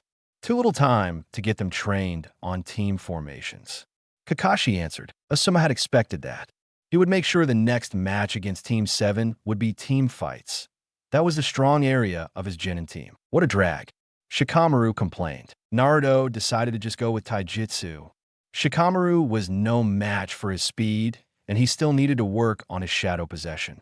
Even if he got caught in it, Shikamaru couldn't hold it for long yet. When Asuma started the match, Naruto shot forward, always keeping an eye on the shadow, but as Shikamaru needed to be stationary for it to work, Naruto had the advantage. He quickly kept Shikamaru busy in a taijutsu match. Naruto was clearly superior in taijutsu and nailed Shikamaru to the ground with a kunai to his throat after a short time. I yield. Shikamaru hurried to say. Naruto nodded and helped Shikamaru back up. Geez, you were holding back even more than I already thought, Naruto. So troublesome, he said. Naruto just grinned and let the next 2 take his and Shikamaru's places. Sasuke won the match against Choji, though he noticed that the resistance seals slowed him down considerably compared to his former speed at the academy. It took him more work to defeat the physically strong Choji, as he didn't want to use harmful jutsus in a simple training spar against a boy who was weaker than him. He kept it to taijutsu and the basic 3 academy jutsus. Having trained under Kakashi had shown him the great possibilities of them, especially the replacement jutsu. Soon Choji got frustrated with Sasuke, always switching places with logs, tree branches, stones, and whatever else he thought useful. Finally, Sasuke managed to tie Choji up in ninja wire and place a kunai at his throat. Part of our training. Naruto said, so he is wearing weights? Shikamaru asked, are you all wearing them? Ino asked, yes. Kakashi-sensei made sure we all used them the second day of our training. Naruto said, not giving out too much information. Then Ino stood up and faced Sakura. She was sure she could beat her, especially if she was slower than before thanks to the seals Naruto spoke about. What followed was a surprise for Ino and Sakura. She wasn't good enough in taijutsu yet. After all, she had only trained a week under Kakashi-sensei, but she noticed improvement. In the end, Ino tricked Sakura with a replacement jutsu and hit her with shuriken in the arm from behind. The resulting short lapse in concentration was enough for the blonde girl to secure her win. Both senseis had watched their students intently, memorizing the points where they needed to improve their students. Okay, take 10 minutes break. Kakashi and I will discuss a few things and then return. Asuma said. Sakura let out a relieved breath. Hey, forehead, too weak to stand ninja training? Ino asked, mocking. You don't have any clue how much training I've already done today, and today was a fairly easy one. Sakura shot back. Oh, did you have to run a few laps around the training field and do a few exercises? Ino continued, knowing that physical exercises were a weakness of Sakura. This was such a good opportunity to show Sasuke how much better she was than Forehead Girl. Just so you know, Ino Pig, our team starts training at 6 in the morning. We have to run laps around the village while we are wearing resistance seals that make you feel like wading through water the whole day.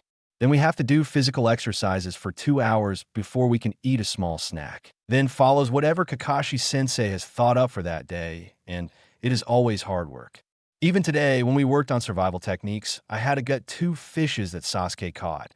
Otherwise, I would only have had some berries, nuts, eggs, mushrooms, and apples for lunch. Sakura loved rubbing into her rival's face that she had got fishes that Sasuke had caught. So what? That's normal for a ninja to know. My mom taught me how to gut fishes that Dad caught on some trips with his old teammates when I was 9. I also know how to cook the fish so that it tastes great. Ino replied, scoffing. And if you start that early, you only have more free time in the afternoons. What's so hard about that? That we don't have the afternoons free. We never finish before 6. Mostly it's later, especially now with the missions. We do one each day. Today is an exception because we had this sparring session with your team, which my team was better than yours. And I only lost to you because the resistance seals made me slower. Sakura stated, you wouldn't have a chance against me even if they were off. Why don't we prove that right now? Ino challenged Sakura. I can't. Kakashi-sensei is the only one who can release them at the moment. He says until we go on C-rank missions outside the village, he won't let us have control over our seals. The only one who can turn them on or off on his own is Naruto. But he had them before our team was even built. I don't know why. He's just trying to look better than Sasuke. She complained. Shikamaru heard what Sakura had said and put it into his file of clues about the blonde. What exactly had Naruto done to train during his academy time? The image of the talentless idiot was made up to throw somebody off. But whom? Naruto just ignored the complaints his so-called teammate brought up with Ino. Both needed to realize that being a ninja was no game. You could die on a mission, even a C rank, if you weren't prepared. After all, even bandits knew how to use poison, and if they got close enough, or just mixed it under the food in a restaurant, things were over. It was improbable, but still possible. And if the girls didn't improve their fighting abilities, the occasional rogue ninja that led bandits could be a massive problem for them if they were ever separated from their teams or had bad luck in a fight. It had happened often enough in the past, and the things bandits did to girls were sometimes worse than death. Kakashi and Asuma returned and gave their students comments on their fights and where they needed to improve. To the horror of Team 10, Asuma announced that in 3 weeks, they would also get resistance seals to train their physical strength. Why then and not now? Choji asked, because I first want you to have learned to properly work as a team and get you up to speed in the basics. If you know the moves, you can then retrain your skill easier when you get the seals. Asuma said, but why did Kakashi-sensei then have us train with them from the second day? Sakura asked. Asuma's way to do things was making much more sense to her, because I have a different way to train my Genin team, and we have a different focus. I think you all need to build up strength, Well, Naruto not so much as he has trained like that before becoming a genin, but you and Sasuke had more than enough room for improvement in the strength area. And if you're used to the increased difficulty of training, missions will be easier for you. Kakashi said that, and I need to break you and Sasuke out of your bad habits. He mentally added, Sakura just thought her sensei was a sadist. Her fangirl and damsel in distress mentality still was resisting being broken. So next week you are going up against Kurenai's team? Asuma asked Kakashi. Yes, after that we have a break from the sparring matches. I will just have them take missions then. Until the end of the month, I intend to have them done around 20 D ranks. After that, if all went well, they should be ready for C ranks. Kakashi replied, having Naruto and Sasuke perked up at the prospect of doing C ranks after only a month being genin. Ambitious, aren't you, Kakashi? Asuma asked, perhaps a bit, but you know that C ranks only involve bandits and the like if any. Mostly they're pretty boring and only are C ranked because they have the genin outside the village for a certain time frame. Kakashi reminded him. Asuma nodded. It was true, most C ranks were messenger jobs, escorting merchants, delivery jobs that needed to be done by faster methods than a civilian could manage, some low-profile guard duty, things like that. And with Kakashi being there, normally there would be no risk for his team. Kakashi turned to his genin. We are returning to our training ground and will do advanced tree climbing for the next hours. He informed them. They nodded and stood up from the ground. What is advanced tree climbing? Asuma-sensei? Ino asked, not having heard of climbing on trees being a ninja training exercise. I only know normal tree climbing. It's an exercise to learn to control your chakra better to fight more effectively. You'll also learn that soon. I guess Kakashi has thought up his own version to make it more difficult. Asuma answered. Sakura shuddered. Her sensei's ideas of training exercises bordered on insane in her eyes. There are so many beautiful ways to make the exercise more difficult.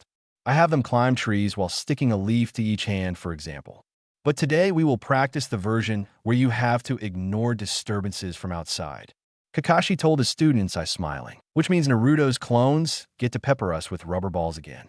Sasuke translated sighing, determined to get the better of Naruto's clones this time. Be glad that Kakashi-sensei keeps it at rubber balls. We could also do the same with senbons.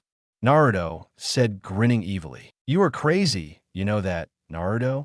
Sasuke asked. Only a little bit. Nothing to be worried about. All ninjas have to be a little crazy to survive in this job. The blonde played it down. The whole team is crazy.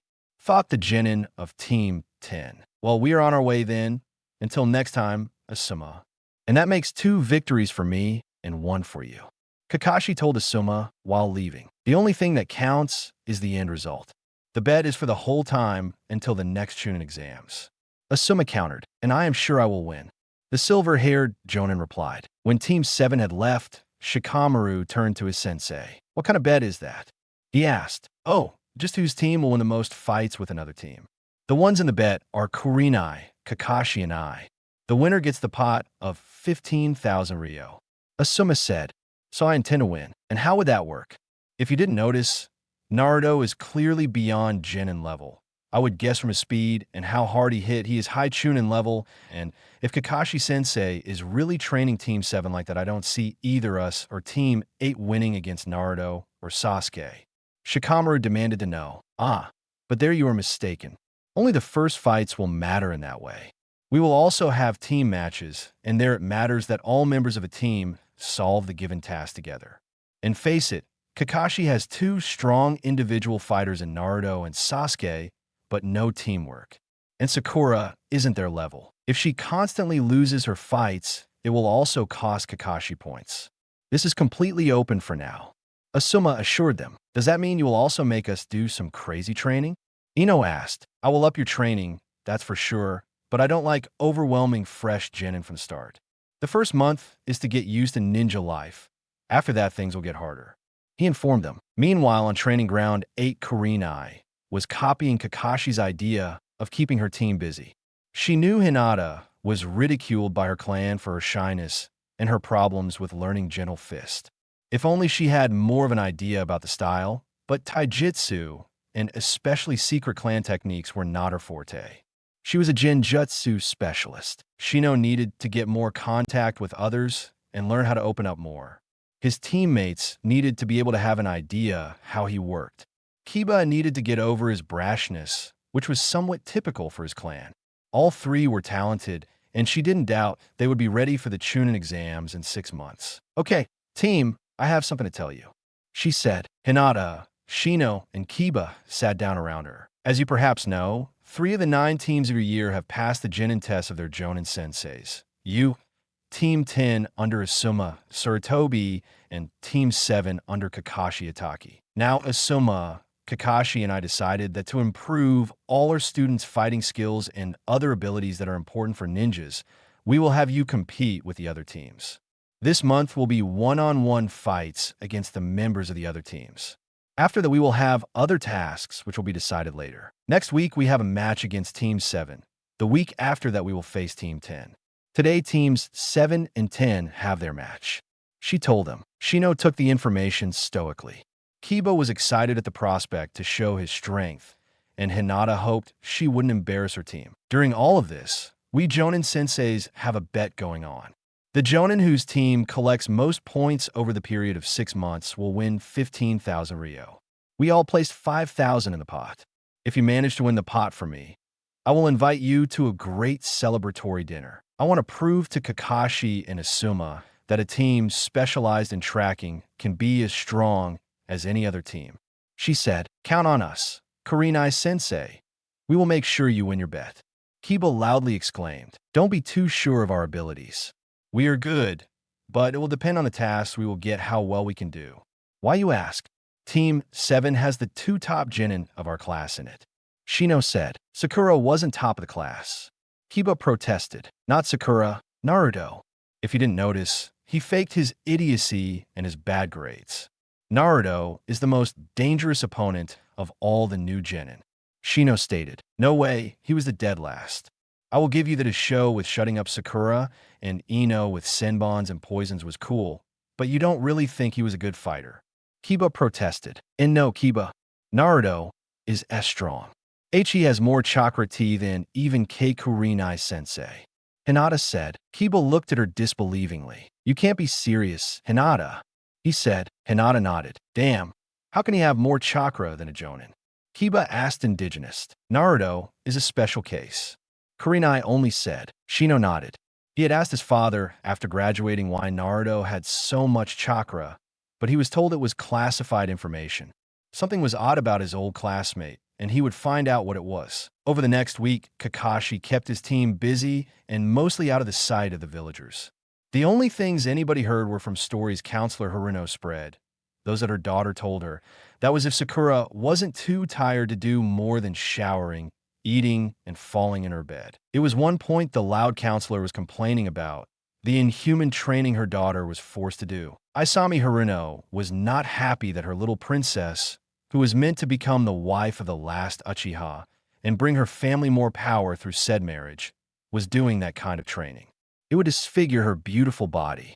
She would get calluses on her soft hands, which would push any man away. Her shiny silky hair didn't get the necessary care and was losing its silkiness. But she had to stay on the team to prevent any other girls from stealing the boy for themselves. And then there was the fact that her little girl was always forced to be in company of the demon. But all her complaints with the Hokage had been ignored. The only way that he would change the teams would be after the Chunin exams if Kakashi nominated his team for them. The teams were made for good reasons. Normally, she and her fellow civilian counselors would have done something to sabotage the demon. But for some reason, the Hokage now kept a stricter eye on them and had taken away their ability to command ninjas to do their bidding. No ninja would listen to them, citing they weren't part of the chain of command. And yesterday, they had been called in for a meeting of both parts of the council with the Hokage. It hadn't been a nice meeting. The Hokage had taken away their responsibility for the Ninja Academy. His reasoning was that the academy was part of the military, run by teachers that were ninja. The future ninjas of the village were taught there, and therefore the curriculum was the responsibility of the military, not the civilian council. So now the Shinobi Council was tasked with proposing a new curriculum, as the graduation results in the last 3 years had been abysmal. Only teams that consisted of mostly clan children passed the tests of their Jonin senseis, and most tests were reasonably leveled for a team to have a chance to pass them. That only 33% on average passed those tests was alarming and wouldn't be accepted anymore. The villagers that requested Jinin teams for jobs, hoping to get to see the last Uchiha, were disappointed. All jobs like weeding gardens, babysitting, grocery shopping, and walking dogs were done by teams 8 and 10. It wasn't that Team 7 didn't do any missions. Kakashi just selected the physically most demanding ones and the ones outside the village walls. One of his favorites was catching Tora.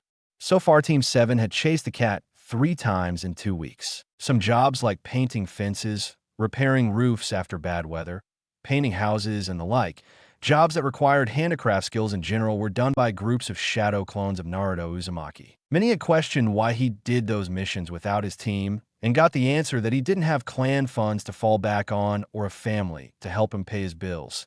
So he had asked the Hokage to do a few more D-rank missions to earn more money. With the newer residents of the village, those that had moved here after the Uchiha massacre, the boy was fairly well-liked. They had heard about his pranks and his disrespect to everybody, but were surprised about the image they now got after meeting the boy in person. While he was distant, he was perfectly polite and did his jobs well. The older villagers tried to demand other Genins to take the missions they handed in, but the mission office told them to either accept who they got sent or do the work themselves. Many then just glared at Naruto and his clones, but Naruto had too much experience with dealing with hateful villagers to react to it anymore. The Hokage had ordered the ones working at the mission office to not give in to any demands regarding complaints about Naruto taking missions. Additionally, a Chunin that the Hokage trusted absolutely was to inspect the missions once Naruto was done to avoid hateful civilians cheating on the money for well-done jobs. As the village had too many D-rank missions to do all the time, he didn't want to lose the one Genin that did more than requested voluntarily. And with so many D-ranks getting done, the village also earned more money. With time, the Chunin at the mission office got used to the blonde and started treating him better. There always were those that couldn't get over their long-standing grudges, but their numbers were falling. It didn't really mean the number of people that liked Naruto got bigger, but many stopped disliking him. He was a Genin, doing his missions for the village properly, and he didn't even complain once about his missions. That alone was earning him respect. The kind of training Kakashi was putting his team and himself through was also spreading in the ranks. Guy had been ecstatic that his eternal rival was finally embracing his flames of youth again and had stopped with his tardiness. The more reliable information came from Asuma, though, who had an idea what Kakashi was doing with his team. Many were astonished that he had put his genin under resistance seals and had them work the whole day on training and missions. Those in the mission office knew that most missions Kakashi had his team do were physically demanding, and he seemed to take sadistic pleasure in having them hunt Tora. On Monday morning after their laps and their normal exercises, Kakashi deactivated the resistance seals on Sasuke and Sakura. They needed to get used to their new speed and strength regularly, or they would have problems if they ever deactivated their seals in a fight. Sasuke was testing his new speed amazed. This was fantastic. He felt light like a feather. And this was the effect after only 2 weeks of working out with the seals. What would he be able to do after 6 months? Sakura was equally astonished. Her speed had also increased, even if not to the same level as Sasuke's. But she felt problems with coordinating her limbs. The higher speed required her to move differently. She had to move her legs faster to control her movements. She could also lift the weights easier and manage more weight as well. Naruto had kept his seals activated. If he really deactivated them, he would probably be subject of a new wave of jealousy from Sasuke. If he was required to give a demonstration, he could reduce their level back down to level 4. It would still mean a huge difference. He would see if he could have a sparring match against Kakashi at full speed sometime soon, when the other two weren't present. The day was a revelation and also an encouragement for the genin of Team 7. Kakashi knew he had to have them experience the results of their hard work to keep them motivated. Well, at least that was true for Sasuke and Sakura. Naruto knew why he worked hard and was way above the other two in skills already. He hoped at the end of the month he really could take his team on C ranks. He wasn't concerned for Sasuke. He would be ready without question. But Sakura had to accept that there was no way she could survive as a ninja another way than his training. Team 7 was a combat unit. Naruto and Sasuke, the heavy hitters, and Sakura, the support, and, if she worked on it, Jinjutsu user. Combat teams got more dangerous missions than capture and interrogation specialists like Team 10 or trackers like Team 8. Okay, team, now that you have got used to your new abilities a bit, we will speed up your acclimation with them some, meaning fast movements on a moment's notice. Naruto, I need 100 clones, Kakashi said. Sakura paled. 100 of those infernal clones? What had Kakashi-sensei planned? Naruto just made the hand seal and created the clones Kakashi wanted. I want you to split in 5 teams. One team of 10 is going to the area where we hunted before and get us a few rabbits and apple for lunch. The second and third team of 15 are going to pelt Sakura and Sasuke with rubber balls to get them used to their new speed and how to control their new strength. The clones nodded and separated in teams, with 10 taking off into the woods outside the village to get food. It was nice of Kakashi to give them the opportunity to collect a few more furs. The caravan was due in a week again, and he could earn a good amount of money with the furs. And the caravan was his favorite place to get some unusual weapons and more outfits. While Jackanado's was great for his normal needs, there was a merchant with the caravan that sold weapons from Iron Country and one from River Country, where a guild of ninja tailors was living in a village whose clothes were simply amazing. Their clothes were made of chakra conductive threads and accordingly expensive. Therefore, he needed to save the money for a very special piece of clothing. His father had theorized it in his journal, but never had the time to test it completely. Naruto wanted to have a cape like his father's, in colors of his liking, which would allow him to place seals on that would enable him to fly. His wind manipulation was advanced enough to channel wind chakra, though such a material. He had worked out the seals. He now just needed the cape. He had placed his orders 6 months ago when the caravan had been here last, and the merchant had assured him the cape would be ready when they returned. With all the money from the D-rank missions, the fur, hides, and feather sales, his collection of money from the now-dead participants of the Chunin exams, and his normal income, he wouldn't have any problems to get everything he wanted. There was also one merchant that treaded with spices. Naruto liked to have a variety of tastes with his meals. If he could get away with it, he wouldn't buy anything with the civilian stores, but for eggs and milk he didn't have a choice. While perhaps in the future, if the Takashimas held cows and chickens, he could get them there. Team 8 was waiting for Team 7 on their training ground. Kurenai had expected for Kakashi's team to be here, but was surprised to find them away with a note that the team would return at 2 for the sparring matches. Now it was 5 minutes before that time. Well, she would have to wait. 1 minute before the planned time, Kakashi appeared in a body flicker. Hello, Kurenai. Good to see you and your team are already here. My team should also arrive any moment. I am having them train sealless replacement. I just need to place the logs in place. Kakashi said, unsealed 3 logs and placed them on the ground. The first to appear was Naruto, who didn't look like this exercise was very hard. 2 minutes later, Sasuke appeared.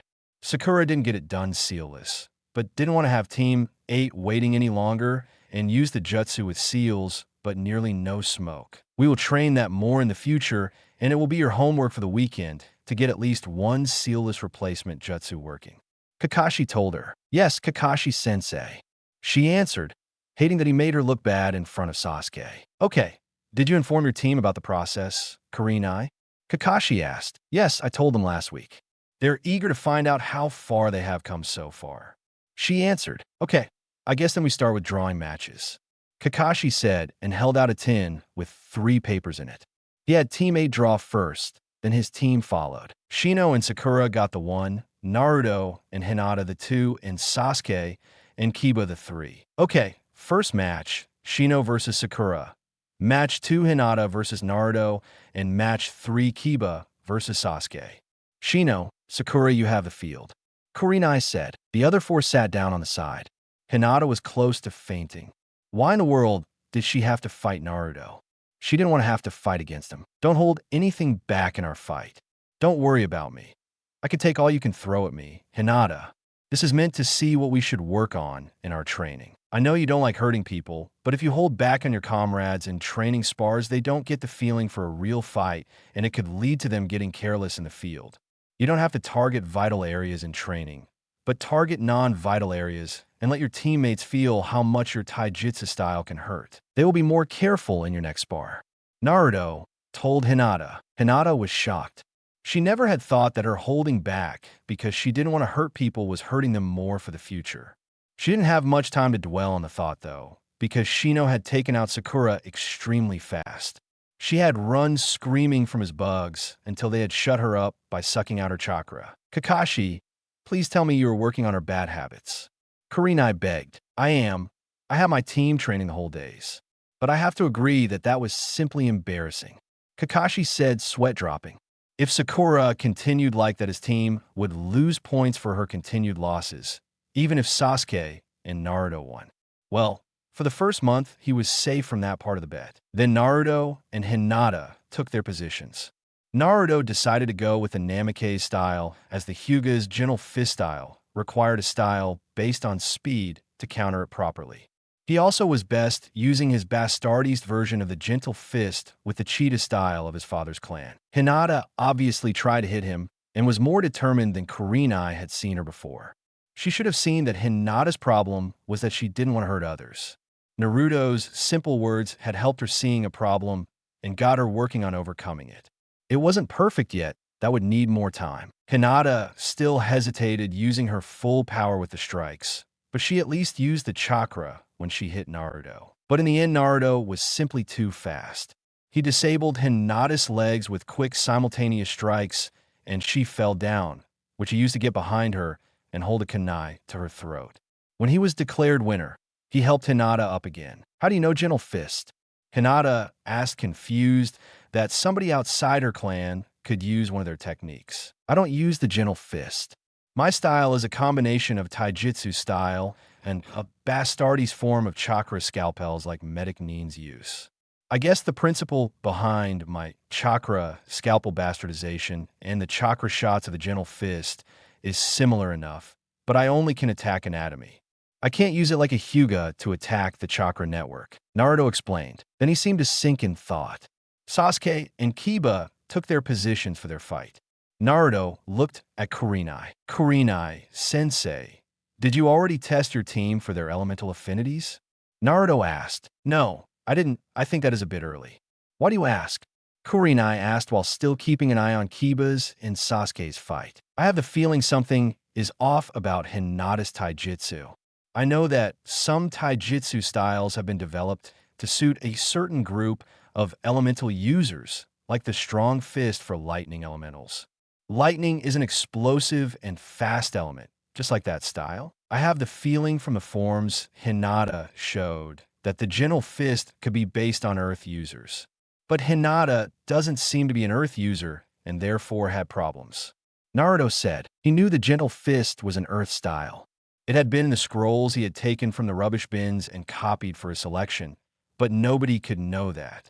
Better they believed he had got the idea from watching. Kurenai was shocked. That sounded like a more than probable theory why Hinata couldn't seem to get a grip of the gentle fist style. Water was weak against earth in the elemental circle. So if Naruto was right and Hinata was a water elemental, she needed to adapt her taijutsu to get it to work for her. Naruto could have a point there. I know from Guy that the gentle fist is indeed an earth style. You should test your students for their elements, and if Hinata is indeed a water elemental or has another element that disrupts the gentle fist by its nature, you should work with her on her own style. You are a water element, aren't you? Kakashi asked Kurenai. Yes, I am. I will take the suggestion and take them to Jakanato's after the sparring is over. Thanks for the insight, Naruto. I was aware that something was off, but as I am not a taijutsu specialist, I didn't know what could be done to help Hinata. Kurenai said, no problem. Naruto said, yes, thank you, and Naruto.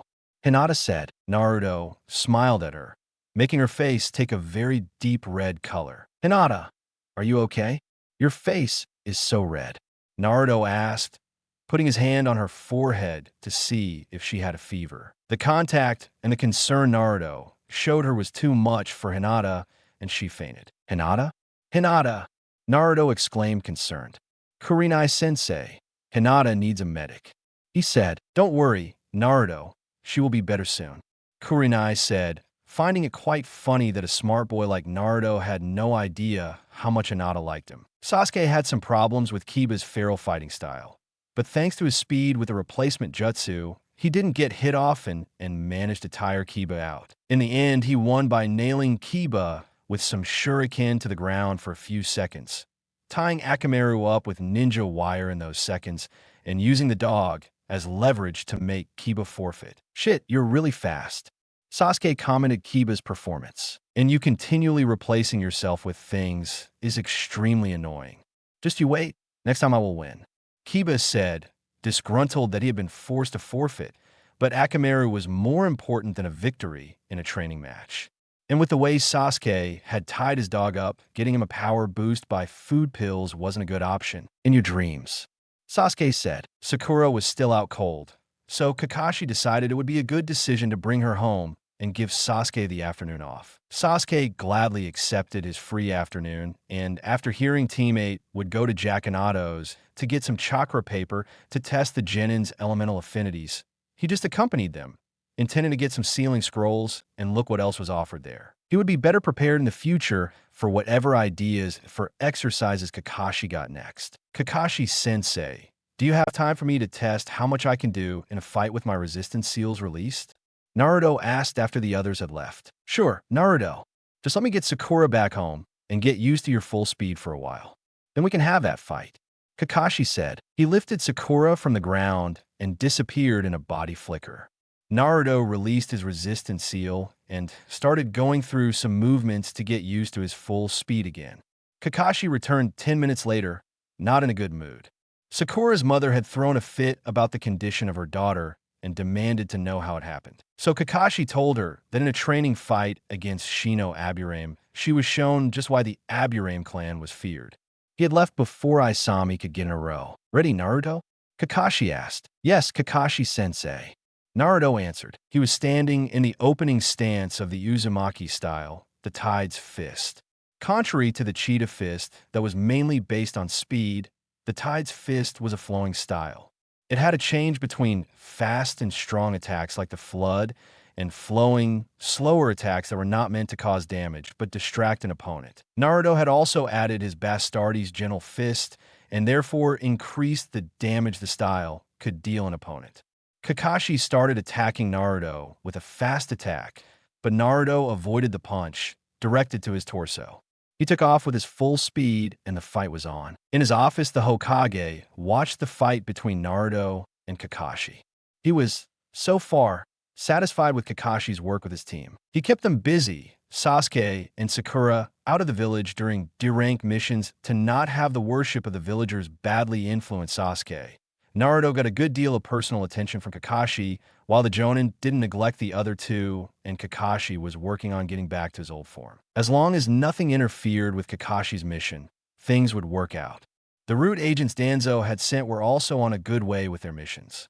So far, he had found 30 decrees which he would take back. As the Hokage, he had the power to change decrees. Only with laws, things were different, but those he had always checked very carefully. If there were any new laws that he didn't remember passing, there was more wrong than he thought. So far, that area had turned out negatively, but they hadn't got through all years since Minato's death yet. Many things could be hidden in the archives, and he knew the Uchiha had tried to force their will through many times. While Naruto and Kakashi were going into the phase that they were including ninjutsu, it knocked at the Hokage's door. "Komein," he called and deactivated the crystal ball. Outside the door were Koharu and Hamura, the village elders beside Danzo. They were also his old teammates under the Nidaime Hokage. "Koharu, Hamura, what do I owe the pleasure of your visit?" he asked, smiling. He was on guard. Over the years, both his old teammates had taken a more militaristic view than he liked, and they had been some of the people to treat Naruto like nothing more than a weapon. Hamura had been the one to constantly suggest letting Danzo train Naruto to make the boy Konoha's secret weapon. It was one of the reasons he had had to hold onto the hat for so long. Other candidates would have been eaten alive by the council and the elders.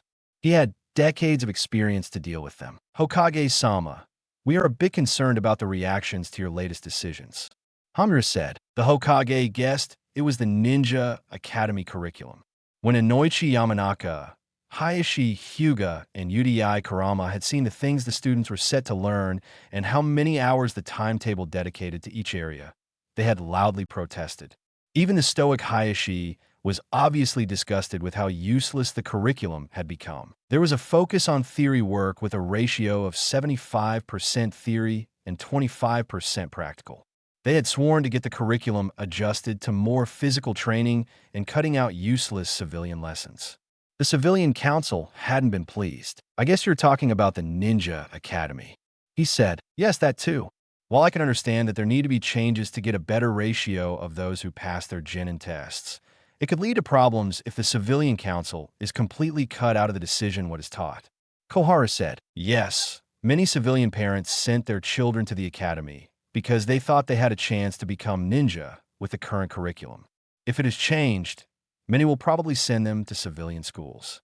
Hamura added, "You have seen the current curriculum?" The Hokage asked, "Yes, and while it's not good, I think a few adjustments would fulfill the need for better graduation results better than a radical change of the whole curriculum." Kohara said, "No, they wouldn't. And regarding your concern for having less civilian students, at the moment, the only thing these children are when they leave the academy and by whatever miracle pass their Genin test is cannon fodder," the Hokage stated. Both his old teammates looked at him disbelievingly. From all civilian students in a class, normally only 10% have a determination to put in the necessary effort in training to make the cut. Rockley from last year is such a case, but his success is mostly due to Guy motivating him properly. But those types that train like crazy on their own to overcome their weakness and turn their only talent into a strength are rare.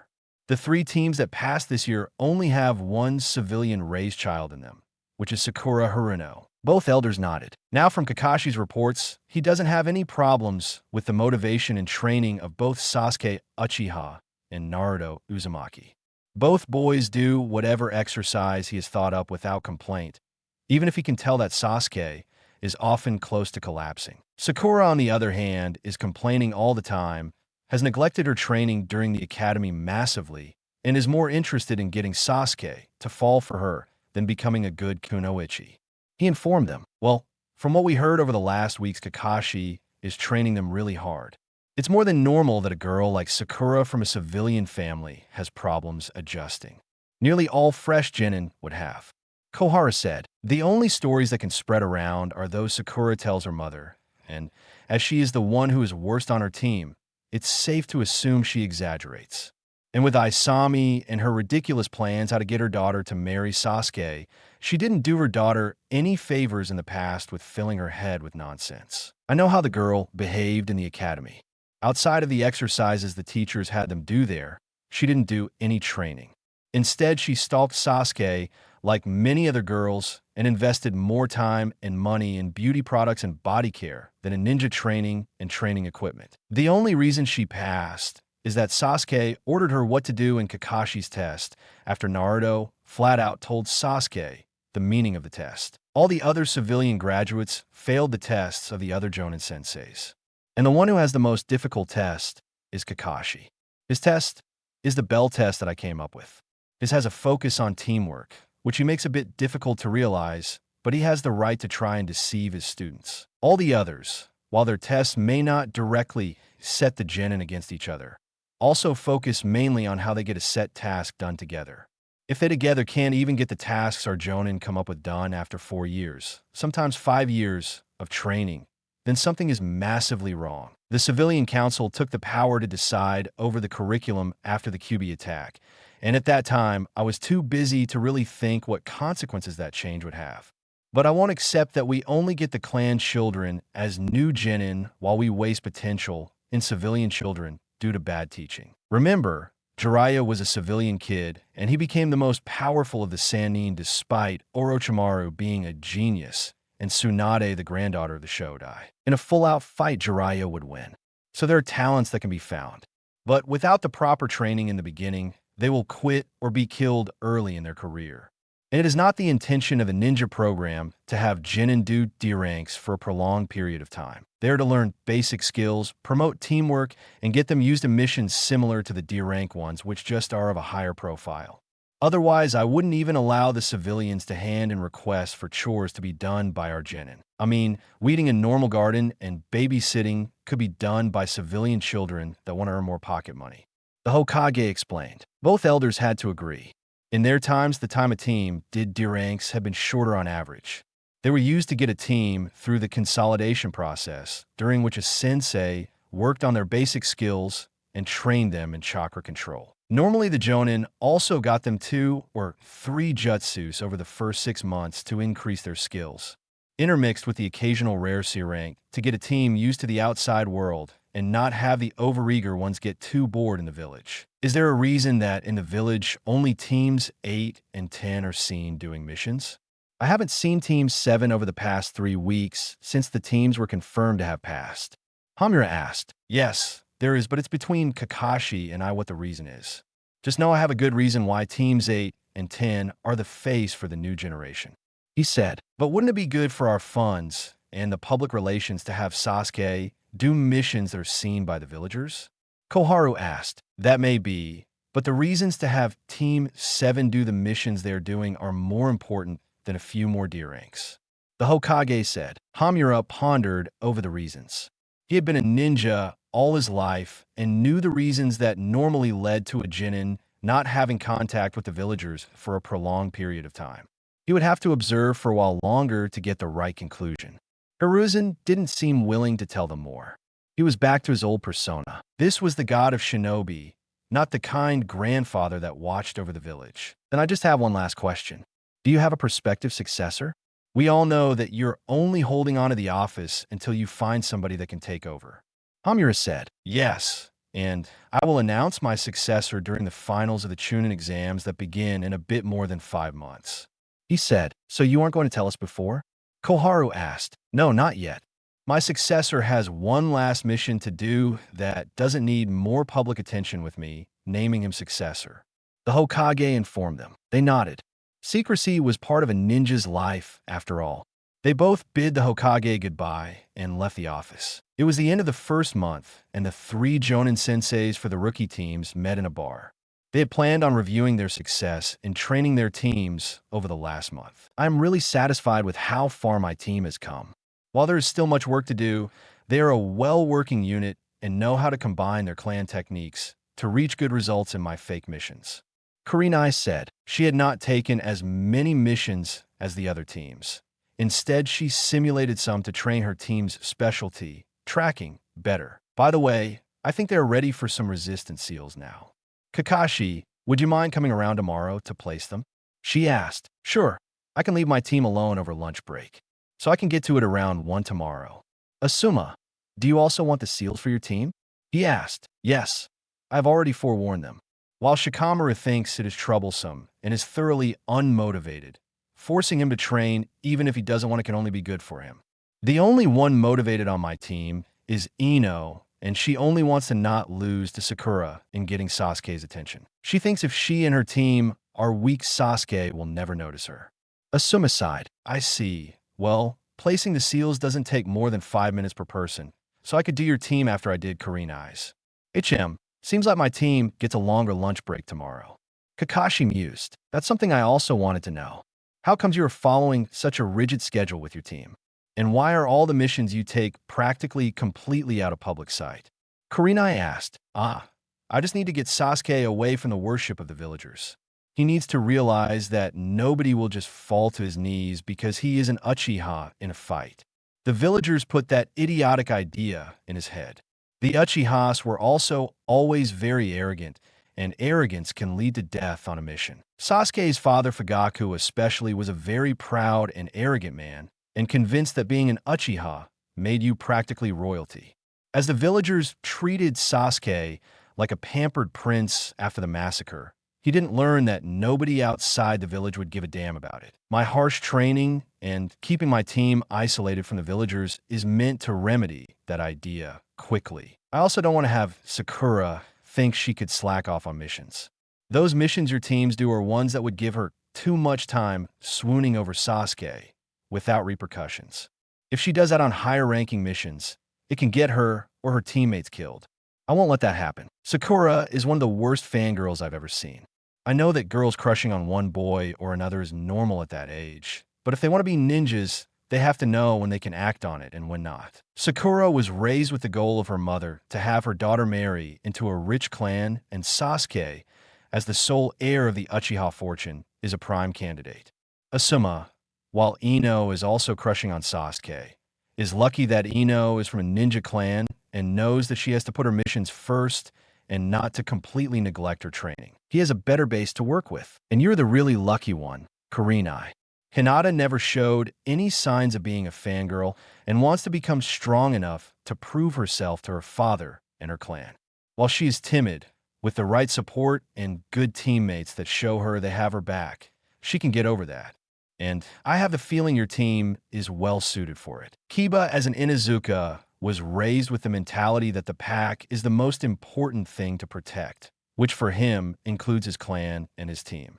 Shino, as an Aburame, knows about hive mentality, and while he needs to get better in social contacts, he will always protect his teammates and will work to improve the overall strength of a team. You have known Hinata for years and are well suited to help her with the confidence issues. Kakashi said, "Yes, I'm glad I got such a good team." And since Naruto pointed out the potential dangers Hinata puts her teammates in by holding back in taijutsu training, she is getting better. I tested them on their elemental affinities, and Naruto was right. Hinata is a water element. I looked up a few taijutsu styles that are based on water to help her adapt her gentle fist to her element.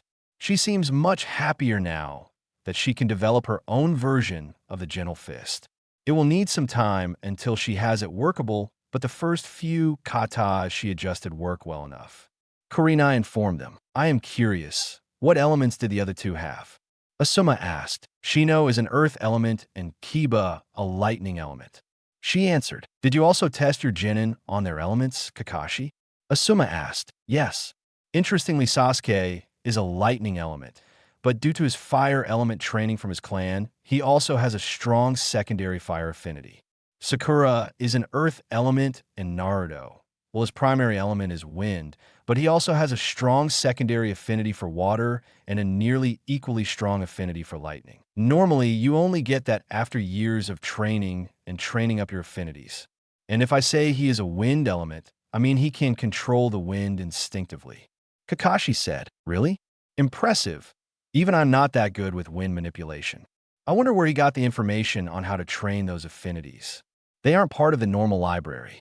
Seems he is more of a mystery than everybody thought."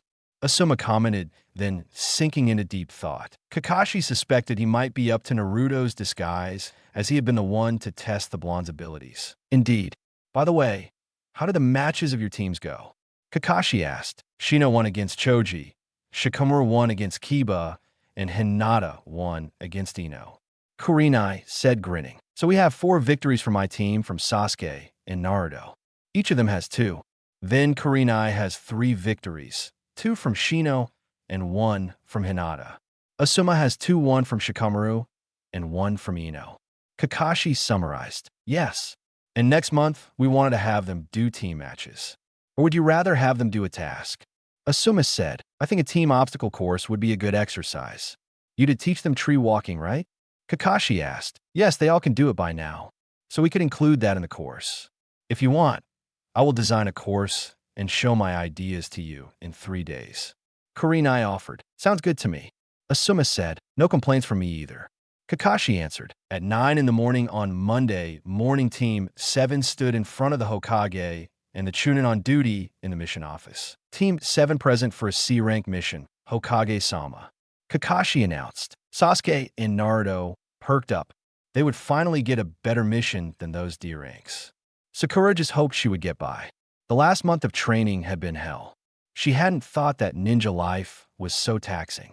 In her mother's plans, it always sounded so easy and glorious. You went to the academy, got placed on a team under a Jonin sensei, got taught a few things over 1 or 1.5 years. In the best case, you had 1 or 2 cute and rich boys from an important clan on the team, seduced one, and in the end you retired and raised your children. During missions, the boys did all the hard work, while you were a proper lady and only needed your female guile to do the job. That was complete rubbish. While she was on the same team as Sasuke, the richest and cutest of all the boys in her class.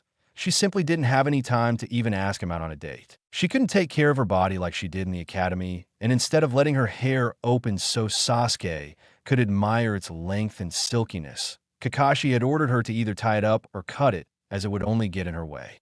She would never just cut it, and so she now wore her hair in a ponytail. She hated that she looked more like Ino this way. And while she had tried to follow the low-fat diet her mother had come up with, it just didn't work. If she kept to vegetables, fruit, and low-fat meat, she didn't have the energy to last through training, and Kakashi-sensei didn't care at all. He just told her she knew what she should eat, and if she didn't follow her sensei's instructions, she had to deal with the consequences. So she had told her mother that she needed normal rice balls and sushi for lunch to get through training and not look weak in Sasuke's eyes. While her mother hadn't liked her decision, she had complied. The change in food helped, but as it only came up to the amount of food a normal civilian who did physical work for half a day, she still felt powerless at the end of the day, while she could see that Sasuke adjusted to their level of training after 2 weeks. He was even occasionally discussing strategies with Naruto. With Naruto of all people. Why did he accept Naruto and not her? The only explanation she had was that he saw her as too weak for him. So she had started to make her own lunchboxes. It was more or less the same food Kakashi had given them over the first week of training. It helped her get through the days. If she ate properly for breakfast, for which her mother still slept, and lunch, she had no problems to eat low-fat and mostly salad and fruit in the evenings. She just hoped she wouldn't become ugly from all the muscle she was building up. So you think your team is ready for an easy C rank? Let's see what I have here. Yes, this one should only take you 2 days, and considering the training you put them through, it should be easy to do. This is a protection and transport of important supplies for our village. We get a new delivery of medical herbs, rare poisons, special earth and water every month for our hospital. The new delivery has arrived just yesterday evening at the port in Tea Country. You are to take your team to Tea Country, take over the shipment, and seal the boxes with the goods and sealing scrolls. After that, you are to bring the scrolls back to Konoha. The Hokage said, "Mission accepted, Hokage-sama. Team, get your equipment for a C-rank mission. We are meeting in 30 minutes at the main gate." Kakashi said, "Understood." All three answered and left through the door. At the announced time, the 3 genin stood at the main gate, waiting for Kakashi. He appeared in a body flicker. "Okay, show me your equipment." Kakashi said, as this was the first C-rank mission, he wanted to make sure his genin had the proper equipment. Sasuke was first. 30 shuriken in my thigh pouch, 20 kunai in my back pouch, 3 spools of ninja wire, 5 explosive tags, and 1 first aid kit sealed in a scroll also in the back pouch. In my backpack, I have 4 sealing scrolls, 1 for clothes, 1 for camping equipment, consisting of a sleeping bag, a pot for cooking, metal plate, cup, fork, knife and spoon, and a 2-person tent. The third one is for various boxes, and the 4th one for extra weapons. I have 3 days' worth of Jackanado's best ration bars and some basic toiletries. Sasuke listed. Good work. Next, Sakura. Kakashi said. Sakura gulped. Hopefully, she wouldn't be scolded. Her equipment was nowhere near as complete as Sasuke's. I have 20 shuriken in my thigh pouch, 20 kunai, 1 spool of ninja wire, 2 explosive tags, a flash bomb, and a first aid kit in my hip pouch. I have a change of clothes, a sleeping bag, and a 1-person tent and a sealing scroll, some toiletries, and a set of extra shuriken in my backpack. Sakura listed. Take an example from Sasuke, what you forgot to pack. While this C-rank mission is a short one and will only take 2 days, and we will be able to eat in Tea Country, you always have to be prepared for the unexpected. On a mission, it can happen that you are forced to take alternative routes while transporting something valuable. So don't rely on being able to get food easily. Last, Naruto. Kakashi said, practically the same things in my pouches like Sasuke, except that I have 2 thigh pouches, 1 with shuriken and 1 with senbons. My first hip pouch resembles Sasuke's. My second one contains my sealing supplies and 2 ration bars. I have 10 pre-made normal explosive seals, 5 modified ones, 5 flash seals, 2 chakra storing seals, and 2 mass storage seals with water. In my backpack, I have totally 6 filled storage scrolls and 5 empty reserve storage scrolls. Of the filled scrolls, 1 is for various weapons, 1 for sealed food, 1 for camping equipment. Version J3, 1 for transport devices, 1 with additional sealing supplies for greater scale Fuinjutsu, and 1 for clothes. In the pockets on my vest, I have my selection of poisons and a container with food pills and 1 with blood replenishing pills. Naruto listed. Sakura's mouth hung open. What the hell was camping equipment version J3 and those seals Naruto had mentioned, and where did he get them? And why did he have mass water storage seals with him? Well, they say you can never be overly prepared. Kakashi commented, "We will travel as fast as we can. We will run for 3 hours, then we will rest for half an hour and run another 3 hours. After that, we should have reached the border to T country, from where on we will travel at a slower speed to not appear hostile to the military forces of the country. For this mission, I will give you control over the resistance seals. In case of a fight, which isn't that probable, but I won't take any risks, you can release your seals and use your full speed and strength. Once we return, I will take that control away again." Kakashi made a few hand seals and put his hand on the seals of Sasuke and Sakura. "Leave the seals activated until you need to release them. You are still in your training phase after all. I will give you full control over your seals after we have done training for 4 months. At that point, you should have reached high Chunin speed with the training we are doing." Kakashi said, "I have a question, Sensei." "Well, it's more a question to Naruto. How good are you really with Fuinjutsu?" Sasuke asked. "I need to wait for specialists to really evaluate my skills, but I am way better than I showed until now." Naruto said, "Ah yes, now that you mention it. He will arrive in 1 week for your test." Kakashi said. Naruto nodded. "Are you willing to sell me some of those specialized seals you mentioned?" Sasuke said, "As long as you pay the normal prices, sure." Naruto answered. Sasuke nodded. He had the money, and as long as he could get those seals easily, perhaps even some that weren't readily available at Jackanatos or restricted for higher ranks, it wouldn't matter to him. "Okay, now that that's done, let's go," Kakashi said and had his team move out. The journey to T Country had gone without problems. Konoha and Fire Country were on friendly terms with T Country, so when they changed to visible travel after passing the border, they weren't stopped by the T Country military. They reached the harbor of T Country around 6 in the evening. Kakashi told them to find an inn where they could eat. After that, he would show them a place where they could put up their tents. While Sakura wondered why they couldn't just stay in the inn overnight, she knew better by now than to question her sensei. Kakashi went to check the shipment for Konoha so they could seal it in the morning.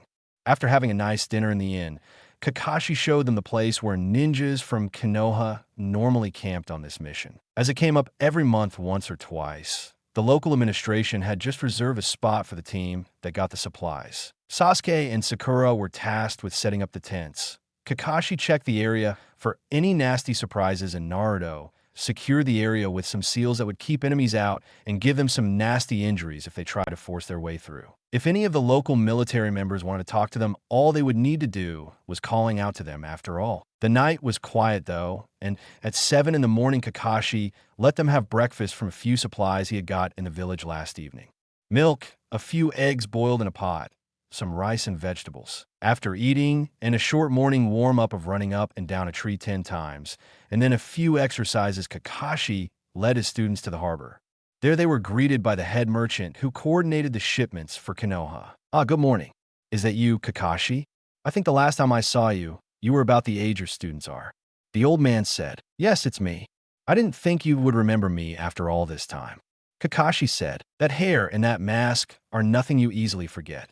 And you did this mission pretty often during the war, when the other two were still too inexperienced to go to the front lines. Even if your sensei normally didn't accompany you. Now why don't you introduce me to your team?" The old man asked. "Sure, this is my Jinin team, Team 7. From left to right there, Sakura Haruno, Sasuke Uchiha, and Naruto Uzumaki. Team 7. This is Marikomo Takamichi, the head merchant that has been supplying Konoha with the goods we are going to transport for decades." Kakashi said, "Did you say Uzumaki? A real Uzumaki?" Mr. Takamichi asked, surprised. "Did you know the Uzumaki clan?" Naruto asked. "Indeed. I traveled to Whirlpool Country quite often as Uzushio was allied with Konoha. It's a shame what happened to the village. I had thought they got all the Uzumakis back then. But as I see, one must have survived in Konoha. Who are your parents? Naruto? Mr. Takamichi asked. Sorry, I don't know. I'm an orphan. The Hokage only told me that Uzumaki was my mother's name. Naruto said, Ah, too bad. Great ninjas, the Uzumakis. Devils with those seals they created. And damn good with a sword as well. I once had a guard for my ship from Uzushio in the Second Great War. I was a young sailor back then. We were attacked by Kirinin. But even the sword fighter they had with them didn't stand a chance against Zorya Uzumaki. It was one of the most impressive fights I have ever seen, and I have seen a lot. Mr. Takamichi said, Well, enough of the past. You and I have jobs to do. Kakashi, you inspected the goods yesterday. Was everything in order? Yes, like always, everything we ordered is there in top quality, Marikomo. Kakashi answered, Okay, are your students trained in sealing things in scrolls? Mr. Takamichi asked. They are.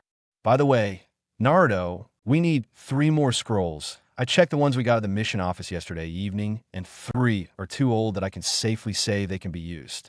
Kakashi said, No problem, Kakashi-sensei. Naruto offered and took out 3 of his 5 empty storage scrolls. Kakashi coordinated where they got to work, and after 1 hour, all the crates and boxes were safely sealed away and the scrolls in the Genin's backpacks. It was nice seeing you again, Kakashi. Mr. Takamichi said when Team 7 was ready to leave again. Likewise, Marikomo. I guess we'll do this mission again in the near future. So we'll be seeing us soon. Kakashi replied, Well, perhaps next time I can invite you for lunch. You were really fast with your work. It shows that you trained them well, Kakashi. Mr. Takamichi said, Thank you. Goodbye. Kakashi said, Goodbye. The 3 Genin also said. Kakashi led his team out of the village, and once they were outside, he increased their traveling speed to low running speed. They would speed things up once they were out of Tea Country. Team 7 reached the gates of Konoha without interruption late in the afternoon. Kakashi signed them in and led them to the Hokage Tower to deliver the scrolls and give the short report. Normally, the team that got the mission would deliver the scrolls to the hospital directly, but with their animosity towards Naruto, he didn't want to give them a chance.